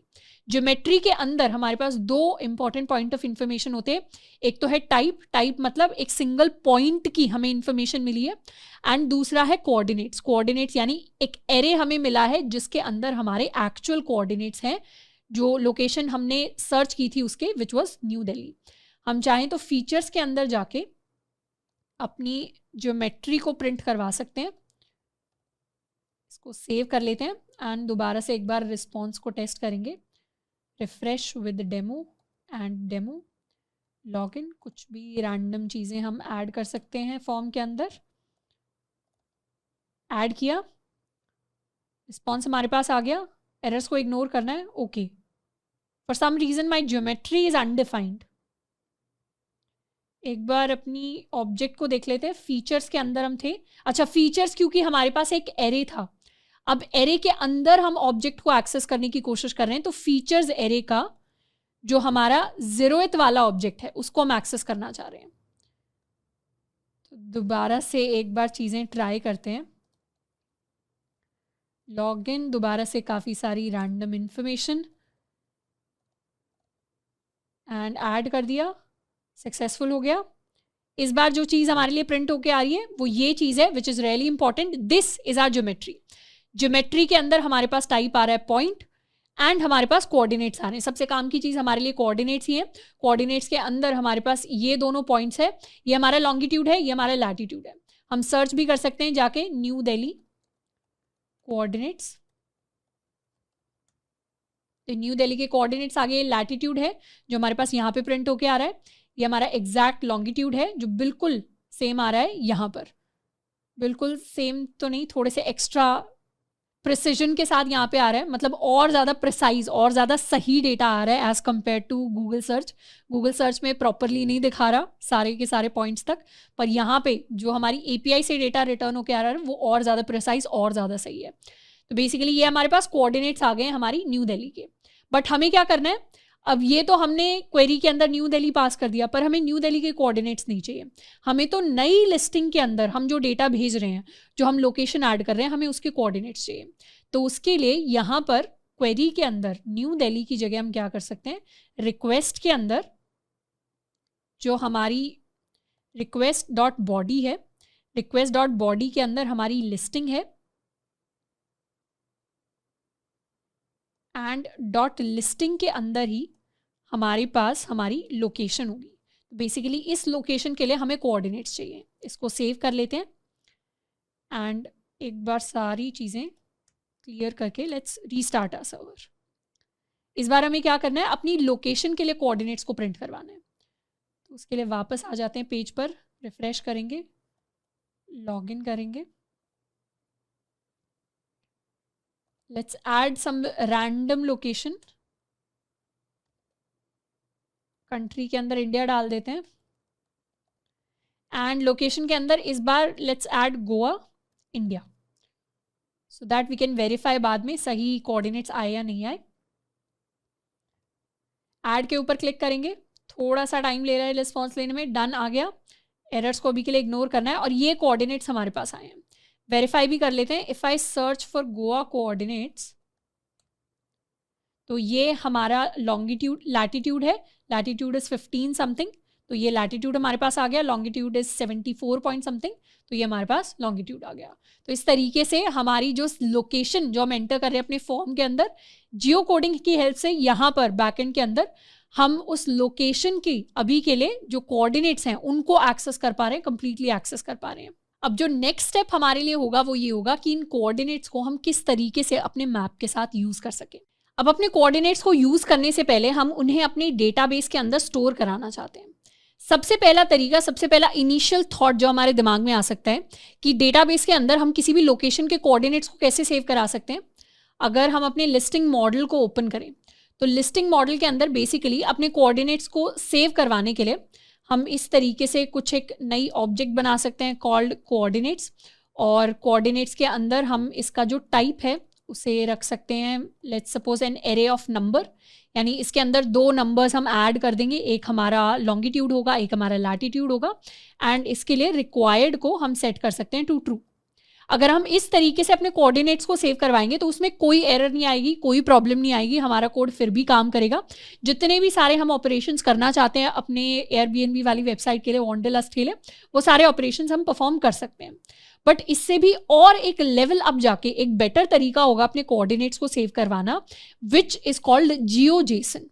मोंगूज के अंदर एक स्पेशल टाइप होता है, ये सारे लिंक्स जो हैं इन्हें हम क्रॉस कर देते हैं अभी के लिए, and if I go to and if I search for mongoose GeoJSON, तो mongoose के अंदर GeoJSON is a format for storing geographic points and polygons। तो MongoDB has excellent support for geospatial queries on GeoJSON objects। तो GeoJSON की form में अपने coordinates को store कराने का मतलब होता है कि हम एक तो कोऑर्डिनेट का टाइप स्टोर करवाएं which is going to be point, and दूसरा हम अपने कोऑर्डिनेट्स के लॉन्गिट्यूड एंड लैटिट्यूड को स्टोर कराएं। एंड एक चीज़ अगर आप नोटिस करोगे, जो हमारे पास डेटा आ रहा था, डेटा कहाँ से आ रहा था, जो हमारे पास मैप बॉक्स से डेटा आ रहा था जिसमें हमने अपने ज्योमेट्री को प्रिंट करवाया था, उसमें बेसिकली क्या हो रहा था, ज्योमेट्री के अंदर टाइप हमारा पॉइंट था और कोऑर्डिनेट्स में सबसे पहले हमारे पास लॉन्गिट्यूड आ रहा था, फिर हमारे पास लैटिट्यूड आ रहा था। ये जो फॉर्मेट है, this is the GeoJSON format. Mapbox जिस फॉर्मेट में हमें डेटा रिटर्न करता है, ज्योमेट्री का data, that is GeoJSON format. And जो हमारे मोंगूज के अंदर डेटा है, this is also GeoJSON format. अगर आप नोटिस करोगे तो यहाँ पे पॉइंट स्कीमा के अंदर नोट में लिखा हुआ है longitude comes first in GeoJSON coordinate array not latitude. Generally जब भी हम लॉन्गिट्यूड लैटिट्यूड को लिखते हैं तो लैटिट्यूड पहले लिखा जाता है, लॉन्गिट्यूड बाद में लिखा जाता है, लेकिन जियोजेसन फॉर्मेट में ऑपोजिट होता है। तो वही सेम फॉर्मेट हमारे मोंगूज के अंदर फॉलो हो रहा है, वही सेम फॉर्मेट हमारे मैप बॉक्स के अंदर फॉलो हो रहा है। अब जियोजेसन फॉर्मेट को यूज करने का फायदा क्या है, मतलब हम चाहते तो डेटा को नॉर्मली भी सेव करवा सकते थे जैसे अभी हमने दिखाया, तो हम अपने जियोजेसन फॉर्मेट को यूज क्यों करते हैं? यूज इसलिए करते हैं क्योंकि जो हमारा मोंगोडीबी डेटाबेस होता है, तो मोंगोडीबी डेटाबेस या दूसरी जो रिलेटेड लाइब्रेरीज होती हैं जो जियोजेसन या ज्योमेट्री के साथ काम करती हैं, कोऑर्डिनेट्स के साथ, मैप्स के साथ काम करती हैं, उनमें कई सारी इनबिल्ट फंक्शनैलिटीज़ होती हैं। किस तरीके की फंक्शनैलिटीज़? फॉर एग्जांपल, हमने अपनी बहुत सारी लिस्टिंग्स को स्टोर करा लिया और अभी या हम जैसे एयरबीएनबी की वेबसाइट को हम स्क्रॉल कर रहे हैं और हम चाहते हैं अभी अगर हम न्यू दिल्ली के अंदर बैठे हुए हैं या अगर हम मध्य प्रदेश के अंदर बैठे हुए हैं, तो हम चाहते हैं जिस भी लोकेशन के अंदर हम बैठे हुए हैं उसके 5 किलोमीटर या 15 किलोमीटर की रेडियस के सारे एयरबीएनबी हमें दिखने लग जाए। तो उस केस में क्या करना पड़ेगा? उस केस में हमें कोऑर्डिनेट्स से रिलेटेड डेटा को स्कैन करना पड़ेगा, उसके ऊपर कई सारे डिफरेंट ऑपरेशंस परफॉर्म करने पड़ेंगे। या फॉर एग्जाम्पल, हमने किसी एयरबीएनबी की लोकेशन निकाल ली, या हम चाहते हैं अपनी लोकेशन से जो हमारा नियरेस्ट एयरबीएनबी आ रहा है, हमारे आसपास जो भी नियरेस्ट लोकेशन है, नियरेस्ट लिस्टिंग है, हम उस तक पहुंचना चाहते हैं, उसकी हमें डिटेल्स चाहिए। तो इस तरीके के जो ऑपरेशंस होते हैं, जो फंक्शनैलिटीज़ होती हैं, जो मैप से, कोऑर्डिनेट से रिलेटेड होते हैं, उन फंक्शनैलिटीज़ को परफॉर्म करने के लिए कई सारे इनबिल्ट हमारे मोंगूज के अंदर डिफरेंट लाइब्रेरीज के अंदर फंक्शंस होते हैं। और वो फंक्शंस परफॉर्म करते हैं ये सारी फंक्शनैलिटीज ऑन जियोजेसन डेटा। अब ऐसे तो अगर हर कोई अपने मैन्युअली कोऑर्डिनेट स्टोर कराने लग जाए तो हर कोई डिफरेंट फॉर्मेट के अंदर स्टोर करा सकता है, पर जियोजेसन क्या किया, सारी फंक्शनैलिटीज को यूज करने के लिए एक फिक्स्ड, एक स्टैंडर्ड फॉर्मेट बन गया जिससे हम अपनी जियोमेट्रिक डेटा को एक्सेस कर सकते हैं। तो हम भी क्या करेंगे, जब हम अपनी स्कीमा के अंदर अपने लैटिट्यूड लॉन्गिट्यूड को सेव करवाएंगे तो उसे हम अपने जियोजेसन फॉर्मेट के अंदर ही सेव करवाने वाले हैं। तो इस फॉर्मेट के अंदर सेव कराने के लिए basically we can copy this same example, जो एग्जाम्पल हमें दिया हुआ है यहाँ पे। तो सिटी स्कीमा करके कुछ बनाया हुआ है, तो सिटी का स्कीमा है और सिटी की लोकेशन के लिए इस तरीके से यहाँ पे पॉइंट या टाइप स्टोर करवा रहे हैं, यहाँ पे कोऑर्डिनेट स्टोर करवा रहे हैं। अब लोकेशन जो पैरामीटर है हमारे पास ऑलरेडी है लोकेशन फील्ड, तो हम क्या करेंगे, उसे कुछ और नाम देंगे, लेट्स कॉल इट जियोमेट्री। तो अपने लिस्टिंग मॉडल के अंदर जाएंगे, कोऑर्डिनेट्स की जगह यहाँ पर हम ऐड करने वाले हैं अपने लिए new field called geometry. Geometry के अंदर बेसिकली हमें सबसे पहले तो अपना एक टाइप स्टोर करना है, जो सेम चीज़ मैप बॉक्स से हमारे पास आई थी उसी सेम फॉर्मेट में स्टोर करेंगे। एक टाइप होगा हमारे पास और टाइप के अंदर हम एक ही टाइप एक्सेप्ट करेंगे which is the point type. तो location type must be a point, एक सिंगल पॉइंट होना चाहिए।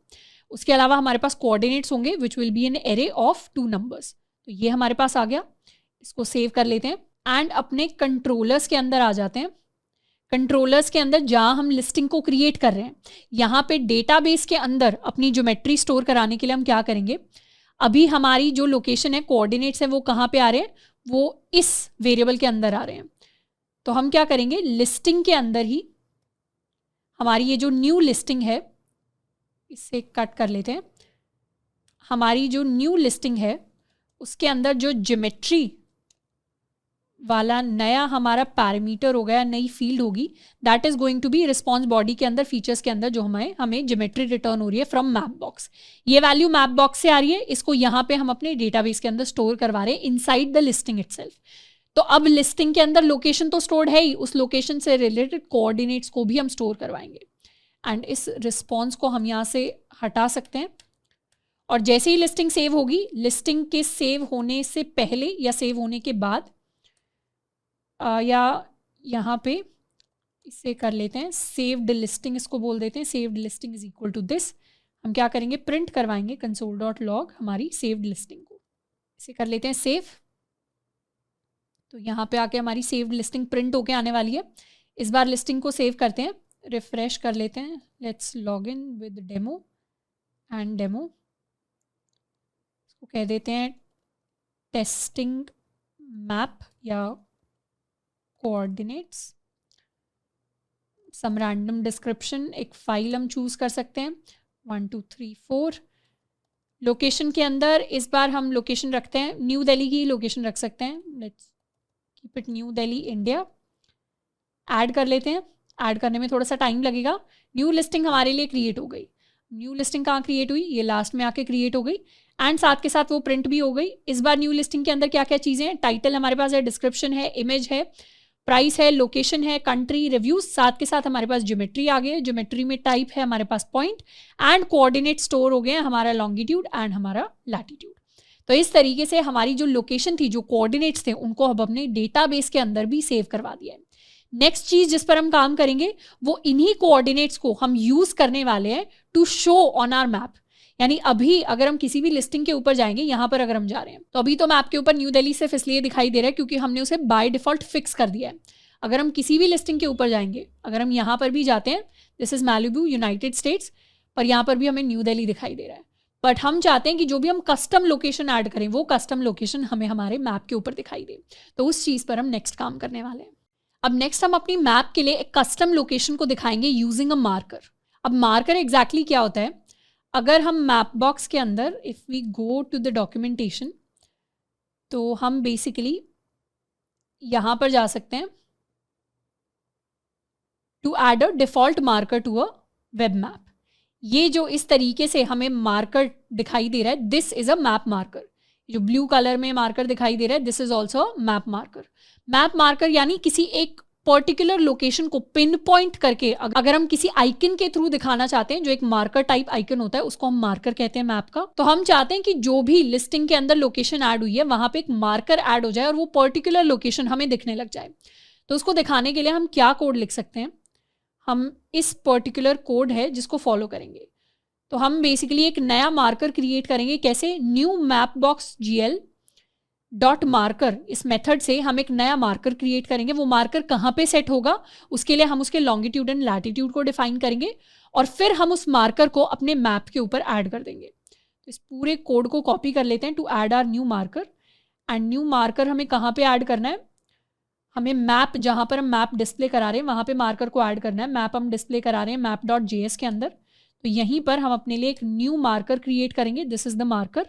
एंड इसके अंदर जो हम लॉन्गिट्यूड एंड लैटिट्यूड भेजेंगे, ये कौन से लॉन्गिट्यूड लैटिट्यूड होंगे, ये हमारी लिस्टिंग के अंदर जो हमने ज्योमेट्री के अंदर अपने लिए कोऑर्डिनेट सेव करवाए हैं, ये वो कोऑर्डिनेट्स होने वाले हैं। यानी अपनी लिस्टिंग के अंदर, ज्योमेट्री के अंदर जो कोऑर्डिनेट्स हैं, जो पुरानी लिस्टिंग हमने सेव की थी, इसके अंदर ये जो ज्योमेट्री वाली फील्ड थी जिसके अंदर हमारे पास कोऑर्डिनेट्स होंगे, ये वो कोऑर्डिनेट्स होंगे जो हम यहाँ पर पास करेंगे।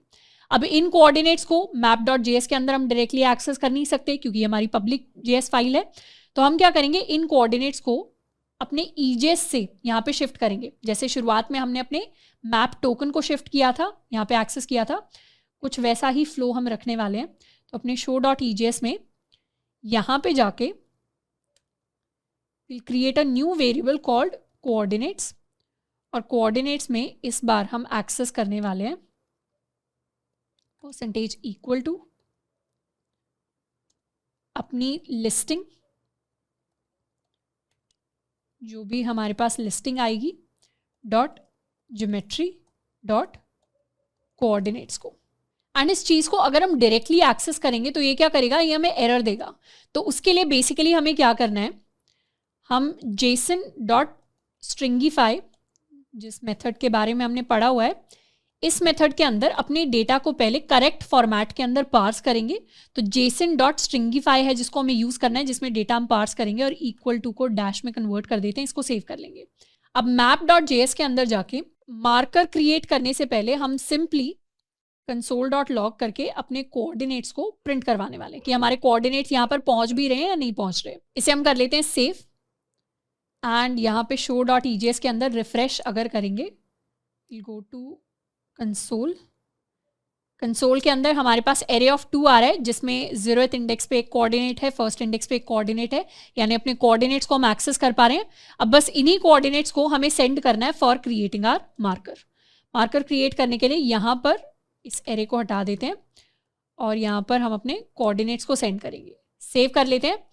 तो अब क्या होगा, अब हमारे लिए एक नया मार्कर क्रिएट होगा। उस मार्कर को कौन सी लोकेशन पे क्रिएट करेंगे, कौन से कोऑर्डिनेट्स के साथ, इन कोऑर्डिनेट्स के साथ क्रिएट करेंगे और कहाँ पर ऐड कर देंगे, अपने इस मैप के ऊपर हम अपने मार्कर को ऐड कर देंगे। तो इसे रिफ्रेश कर लेते हैं। तो अब यहाँ पर एक ब्लू कलर का मार्कर हमारे लिए अपीयर होना स्टार्ट हो गया है। साथ के साथ एक और चेंज हम करने वाले हैं, हमें ये सेट करना है कि हमारी जो लोकेशन हो, जैसे ऐड लिस्टिंग के अंदर जा रहे हैं, अगर पुरानी किसी लिस्टिंग पर जाएंगे, for example if we go to this listing, इस लिस्टिंग के ऊपर कोई एज सच मार्कर क्रिएट नहीं हुआ, पर हमें पता है इसकी सेंटर लोकेशन अभी भी न्यू दिल्ली है क्योंकि बाय डिफॉल्ट वही कोऑर्डिनेट्स में हम भेज रहे हैं। तो यहाँ कोऑर्डिनेट्स में map.js के अंदर सेंटर की तरह, ये सेंटर क्या होगा, ये हमारा स्टार्टिंग पॉइंट होगा मैप का। इसमें अब हम न्यू दिल्ली के कोऑर्डिनेट्स नहीं, इसमें अब हम अपना कोऑर्डिनेट्स वेरिएबल भेजेंगे। इसे हटा देते हैं, सेव करेंगे and if we refresh now, okay coordinates क्योंकि इस लोकेशन के लिए हमने डेटाबेस के अंदर सेव नहीं कराए तो उसके लिए दिखेंगे नहीं। But if we go to this location, यहाँ पे कोऑर्डिनेट्स हैं, न्यू दिल्ली पे सेंटर्ड है एंड हमारा मार्कर आ गया। हम चाहें तो एक नई लिस्टिंग ऐड करके इसको और ज़्यादा टेस्ट कर सकते हैं।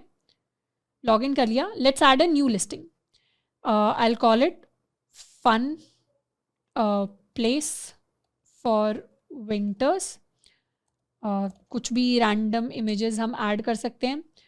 Let's add some price India and इस बार जयपुर की हम लोकेशन देते हैं, जयपुर राजस्थान, एंड देखते हैं क्या सही लोकेशन पे आएगा हमारा मार्कर। ऐड कर दिया, चीज़ें ऐड हो रही हैं, न्यू लिस्टिंग हमारे लिए क्रिएट हो गई है। लास्ट में स्क्रॉल करेंगे, this is the place that we added, click करेंगे एंड स्क्रॉल करेंगे तो इस बार हमारा मैप कहाँ पे सेंटर्ड है, मैप का जो स्टार्टिंग पॉइंट है दैट इज जयपुर, एंड हमारा मार्कर भी हमें यहाँ पे दिखाई दे रहा है। अब ये जो मार्कर है इसके अंदर कई सारी डिफरेंट चीज़ें हैं जिनको हम चेंज कर सकते हैं। For example if we go to the, I think it is guides, या गाइड्स के अंदर नहीं, अगर सिंपली मैप बॉक्स डॉक्स के अंदर जाएंगे, we'll go to GLJS docs, इसके अंदर API रेफरेंसेस के अंदर जब हम मार्कर्स एंड कंट्रोल्स पे जाते हैं तो मार्कर्स एंड कंट्रोल्स में हमारे पास डिफरेंट ऑप्शंस हैं जो हमारे मार्कर्स के लिए अवेलेबल होते हैं। जैसे मार्कर पर हम जाएंगे तो मार्कर के लिए हम एंकर या कलर या ड्रैगेबल, काफ़ी सारी डिफरेंट प्रॉपर्टीज़ हैं जिनको चेंज कर सकते हैं। एंड इनमें से एक प्रॉपर्टी चेंज करने के लिए let's go back to our example. तो यहाँ पर हम सबसे पहले क्या करेंगे, अपने मार्कर का कलर चेंज करेंगे। तो उसके लिए हमारे पास एक एग्जाम्पल पहले से दिया हुआ है। अपने मार्कर के लिए कोई भी नया कलर सेट करने के लिए जब हम मार्कर इस क्लास को कॉल कर रहे हैं तो यहाँ पर हम कलर के अंदर ऐड कर सकते हैं any colour that we like. तो जब हम मार्कर क्रिएट कर रहे हैं तो हम अपने लिए कलर पास कर देंगे। शुरुआत में ब्लैक कलर चूज़ कर सकते हैं, रिफ्रेश करेंगे, marker is of black colour, but I am going to follow the Google Maps format जिसमें हमारा जो मार्कर होता है that is of red colour. Refresh किया तो इस बार हमारा मार्कर रेड कलर में अपीयर होके आ गया। हम चाहें तो अपना जूम लेवल भी सेट कर सकते हैं। अपने मैप के लिए जूम लेवल एक बार अगर हम 2 सेट कर देंगे, सेव किया, रिफ्रेश किया, तो अब क्या हो रहा है, बहुत ज़्यादा जूम्ड आउट हो गया, हमें हमारा मैप दिखाई दे रहा है। हम चाहें तो मैनुअली इसको अपने पॉइंटर से और जूम आउट कर सकते हैं, फिर इसे ड्रैग करके हम और जूम इन कर सकते हैं। तो काफ़ी सारी डिफरेंट चीज़ें हैं जो अपने मैप के साथ की जा सकती हैं। एंड जूम लेवल अगर हमें और ज़्यादा सेट करना है, let's set it to 10, refresh किया तो अब और ज़्यादा जूम्ड इन हो गया, हमें चीज़ें दिखाई दे रही हैं। बट 9, आई थिंक 9 या 8 अगर हम सेट कर दें तो I think that is fine. जैसे जयपुर पे अभी अच्छी तरह सेंटर्ड है, और अगर हमें करना है जूम इन तो हम मैनुअली जाके कर सकते हैं यूजिंग द पॉइंटर इटसेल्फ। तो इस तरीके से हम अपने मार्कर को इम्प्लीमेंट करते हैं, हम अपने मैप को सेंटर करते हैं टू द करेक्ट लोकेशन जो हमारे जिसके कोऑर्डिनेट्स हमारे डेटाबेस के अंदर स्टोर्ड है। अब लास्ट हम एक एक्स्ट्रा चीज़ के बारे में बात करने वाले हैं which is called a marker popup. यानी अगर हम एयरबीएनबी वेबसाइट पर देखेंगे तो यहाँ पर हमारा मैप हमें दिखाई दे रहा है, उसके ऊपर हमारी एक लोकेशन सेंटर्ड है, हम एक मार्कर है जो यहाँ पे हम क्रिएट कर सकते हैं। अब यहाँ पर क्या हो रहा है, मार्कर की जगह हमें आइकन दिखाई दे रहा है। वो सेम चीज़ हम मैप बॉक्स से भी जाके इंप्लीमेंट कर सकते हैं। In fact I give it to you as a homework problem. हम ये जो मार्कर्स हैं इनमें काफ़ी सारी प्रॉपर्टीज़ हैं जिनको चेंज कर सकते हैं, जिनमें से एक है by showing N icon in place of a marker, जिसका आपको ट्यूटोरियल भी इसमें एग्जाम्पल्स में मिल जाएगा। पर हम फोकस करने वाले हैं इसके ऊपर, ये जो पॉपअप है, यानी जैसे इसके ऊपर हम क्लिक करते हैं हमें एक पॉपअप दिखाई दे रहा है जिसके ऊपर कुछ टेक्स्ट लिखा हुआ है। तो इस तरीके से हम भी अपने मार्कर के ऊपर कुछ ना कुछ text in the form of a popup दिखा सकते हैं। हमारा जो टेक्स्ट है पॉपअप दिखाने के लिए हम क्या करेंगे, डॉक्यूमेंटेशन के अंदर जाएंगे एंड यहाँ पर जहाँ मार्कर्स एंड कंट्रोल्स हमारे पास है, तो यहीं पर मार्कर्स के नीचे हमारे पास एक पॉपअप कंपोनेंट का ऑप्शन होता है। एंड अपने पॉपअप को दिखाने के लिए ये हमारे पास एक एग्जाम्पल है। बेसिकली इस तरीके से इस कोड को फॉलो करके हम अपने पॉपअप को दिखाते हैं। पॉपअप को दिखाने के लिए हम मैप बॉक्स GL से एक नया पॉपअप क्रिएट करेंगे। उसके लिए हम एक लॉन्गिट्यूड लैटिट्यूड सेट करते हैं जो ऑलरेडी हमारे मार्कर के अंदर सेट होगा। एंड फिर हम एक HTML सेट करते हैं जो हमें बताता है कि जो भी पॉपअप क्रिएट होगा उसके अंदर क्या एलिमेंट्स दिखाई देने चाहिए। एंड फिर उस पॉपअप को हम ऐड कर देते हैं टू आवर मैप। तो इस कोड को एक बार हम कॉपी कर लेते हैं एंड जो भी मार्कर हमने क्रिएट किया था इसी मार्कर के अंदर जैसे हमने कोऑर्डिनेट सेट कर लिए, हम एक नया फंक्शन यूज़ कर सकते हैं which is called set popup. Set popup के अंदर अपना वही वाला कोड हम कॉपी पेस्ट कर लेंगे। तो basically new map box GL से हम एक नया पॉपअप सेट कर रहे हैं। इसके अंदर ऑफसेट के अंदर we can take any value, we can take 25 as a value. तो यहाँ पे जाके पॉपअप ऑफसेट्स के अंदर बहुत सारे डिफरेंट ऑप्शंस हमारे पास होते हैं। अभी के लिए अपने क्लास नेम को हम हटा सकते हैं। ये सेट लैटिट्यूड लॉन्गिट्यूड की हमें ज़रूरत नहीं है क्योंकि अपने मार्कर के लिए हमने ऑलरेडी अपने कोऑर्डिनेट्स को सेट कर लिया है। सेट HTML को हम यूज़ करेंगे और इसके अंदर अभी क्या प्रिंट करवा रहे हैं, हम H1 हेडिंग के अंदर हम हेलो वर्ल्ड को प्रिंट करवा रहे हैं। तो इसको एक बार सेव कर लेते हैं एंड अपने show.egs पे जाके रिफ्रेश करते हैं। अब जैसे ही अपने मार्कर के ऊपर हम क्लिक करेंगे वैसे क्या होगा, हमारे लिए हेलो वर्ल्ड आके प्रिंट होगा। हम इसे चेंज कर सकते हैं, we can change it to, let's suppose we can change it to H3 और इसके अंदर हम लिख सकते हैं वेलकम टू वॉन्डरलस्ट। कुछ भी रैंडम मैसेज हम लिख सकते हैं। रिफ्रेश कर दिया क्लिक किया, ये आ गया हमारे पास हमारा मैसेज। हम चाहें तो एयरबीएनबी की तरह ये भी दिखा सकते हैं, exact location provided after booking. तो एक H4 टैग क्रिएट कर लेते हैं जिसके अंदर बोलेंगे exact location provided after booking, या फिर इसे हम ऐड करते हैं in the form of a paragraph. यहाँ पे हम एक पैराग्राफ ऐड कर सकते हैं टैग के अंदर, exact location provided after booking, और H4 हेडिंग के अंदर हम अपनी लिस्टिंग की लोकेशन लिखेंगे। लिस्टिंग की लोकेशन कैसे लिखेंगे, हम चाहें तो उसे एक और वेरिएबल के अंदर स्टोर करा सकते हैं, const location is equal to this is going to be percentage equal, this will be listing dot location, and इसके लिए भी हम अपना json dot stringify कॉल कर सकते हैं। we'll save it and we can print the location here। कर लेते हैं save and refresh। okay, something went wrong, कुछ एरर हमारे पास आया है। क्या एरर आया है, map token is not defined, location has already been declared। show.egs के अंदर इसे एक बार listing location की तरह हम यूज़ करते हैं। save and refresh। एक बार अपने सर्वर को भी हम स्टॉप कर लेते हैं। let's clear the screen, let's restart our server। और यहाँ पर हम क्या करेंगे, लोकेशन की जगह instead of the coordinates we can save the listing itself। listing को यहाँ पे सेव कर लेते हैं, लेट्स सेव इट। एंड यहाँ जब हम ऐड करेंगे, यहाँ यूज़ कर लेते हैं listing dot geometry, geometry dot coordinates. Same चीज़ हम यहाँ पे यूज़ करने वाले हैं listing dot geometry dot coordinates में। एंड यहाँ हम यूज़ करेंगे listing dot location. Let's save it, refresh it. Refresh किया, जयपुर आ गया, इस पर क्लिक करेंगे, Jaipur Rajasthan, exact location provided after booking. And इसी तरीके से हम चाहें तो लोकेशन अगर हमें नहीं देनी, हम टाइटल को भी डिस्प्ले करा सकते हैं। सेव कर लिया, रिफ्रेश कर लिया, तो ये हमारे पास हमारा टाइटल आ जाएगा। क्लिक करेंगे, fun place for winters, exact location will be provided after booking. Refresh किया, क्लिक किया, ये मैसेज हमारे पास आ गया। हम चाहें तो किसी दूसरी लिस्टिंग पर भी जा सकते हैं। इस लिस्टिंग पर जाएंगे, क्लिक करेंगे, ये मैसेज हमारे पास आ गया। तो इस तरीके से हम अपने कुछ मैसेज पॉपअप्स हैं जो अपने मैप के अंदर अगर दिखाना चाहते हैं तो भी दिखा सकते हैं। हम चाहें तो मल्टीपल मार्कर्स भी ऐड कर सकते हैं। If we want to add another marker, इसको सेव कर लेते हैं, we can call it marker 2। बस इसे हमें दूसरी जगह ऐड करना पड़ेगा, तो कोऑर्डिनेट्स को हमें थोड़ा सा चेंज करना पड़ेगा, नहीं तो एक के ऊपर ही दूसरा मार्कर ऐड हो जाएगा। तो इस तरीके से मार्कर 1 मार्कर 2 करके हम मल्टीपल मार्कर्स को भी ऐड कर सकते हैं, चाहें तो अपने एक सिंगल मैप के ऊपर। तो ये मैप्स के हमने काफ़ी सारी चीज़ें, रिलेटेड चीज़ें पढ़ ली हैं। And map box is a very interesting tool, उसको जाके आप थोड़ा सा एक्सप्लोर कर सकते हो। डॉक्यूमेंटेशन आप थोड़ी सी एक्सप्लोर कर सकते हो। स्पेशली जो मैप बॉक्स के अंदर जो मुझे अच्छा लगा, दे आर द एग्जाम्पल्स। तो काफ़ी सारी ऐसी चीज़ें हैं जो आपको बाय डिफ़ॉल्ट बनी बनाई मिल जाएंगी, जिसको बस हमें यूज़ करके अपने प्रोजेक्ट के अंदर हम ऐड कर सकते हैं। जैसे अगर आप क्लस्टर्स क्रिएट करना चाहते हो तो उसके लिए आपको पूरा एग्जाम्पल दिया हुआ है। You can add a 3D model if you want, उसके लिए प्रॉपर हमें एग्जाम्पल दिया हुआ है। हम लेयर्स को शो एंड हाइड कर सकते हैं। This add an icon to the map.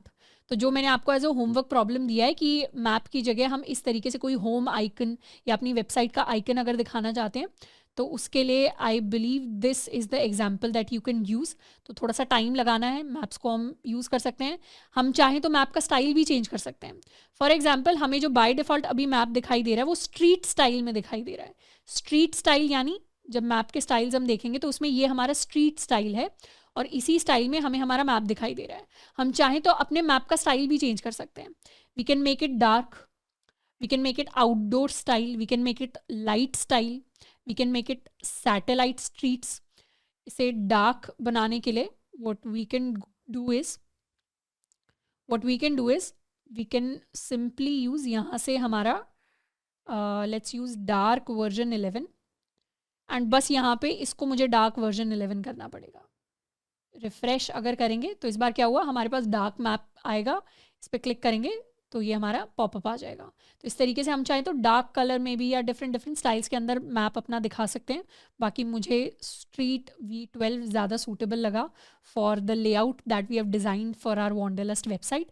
बाकी आप जो स्टाइल आपको अच्छा लगे वो अपने मैप के ऊपर हम सेट कर सकते हैं।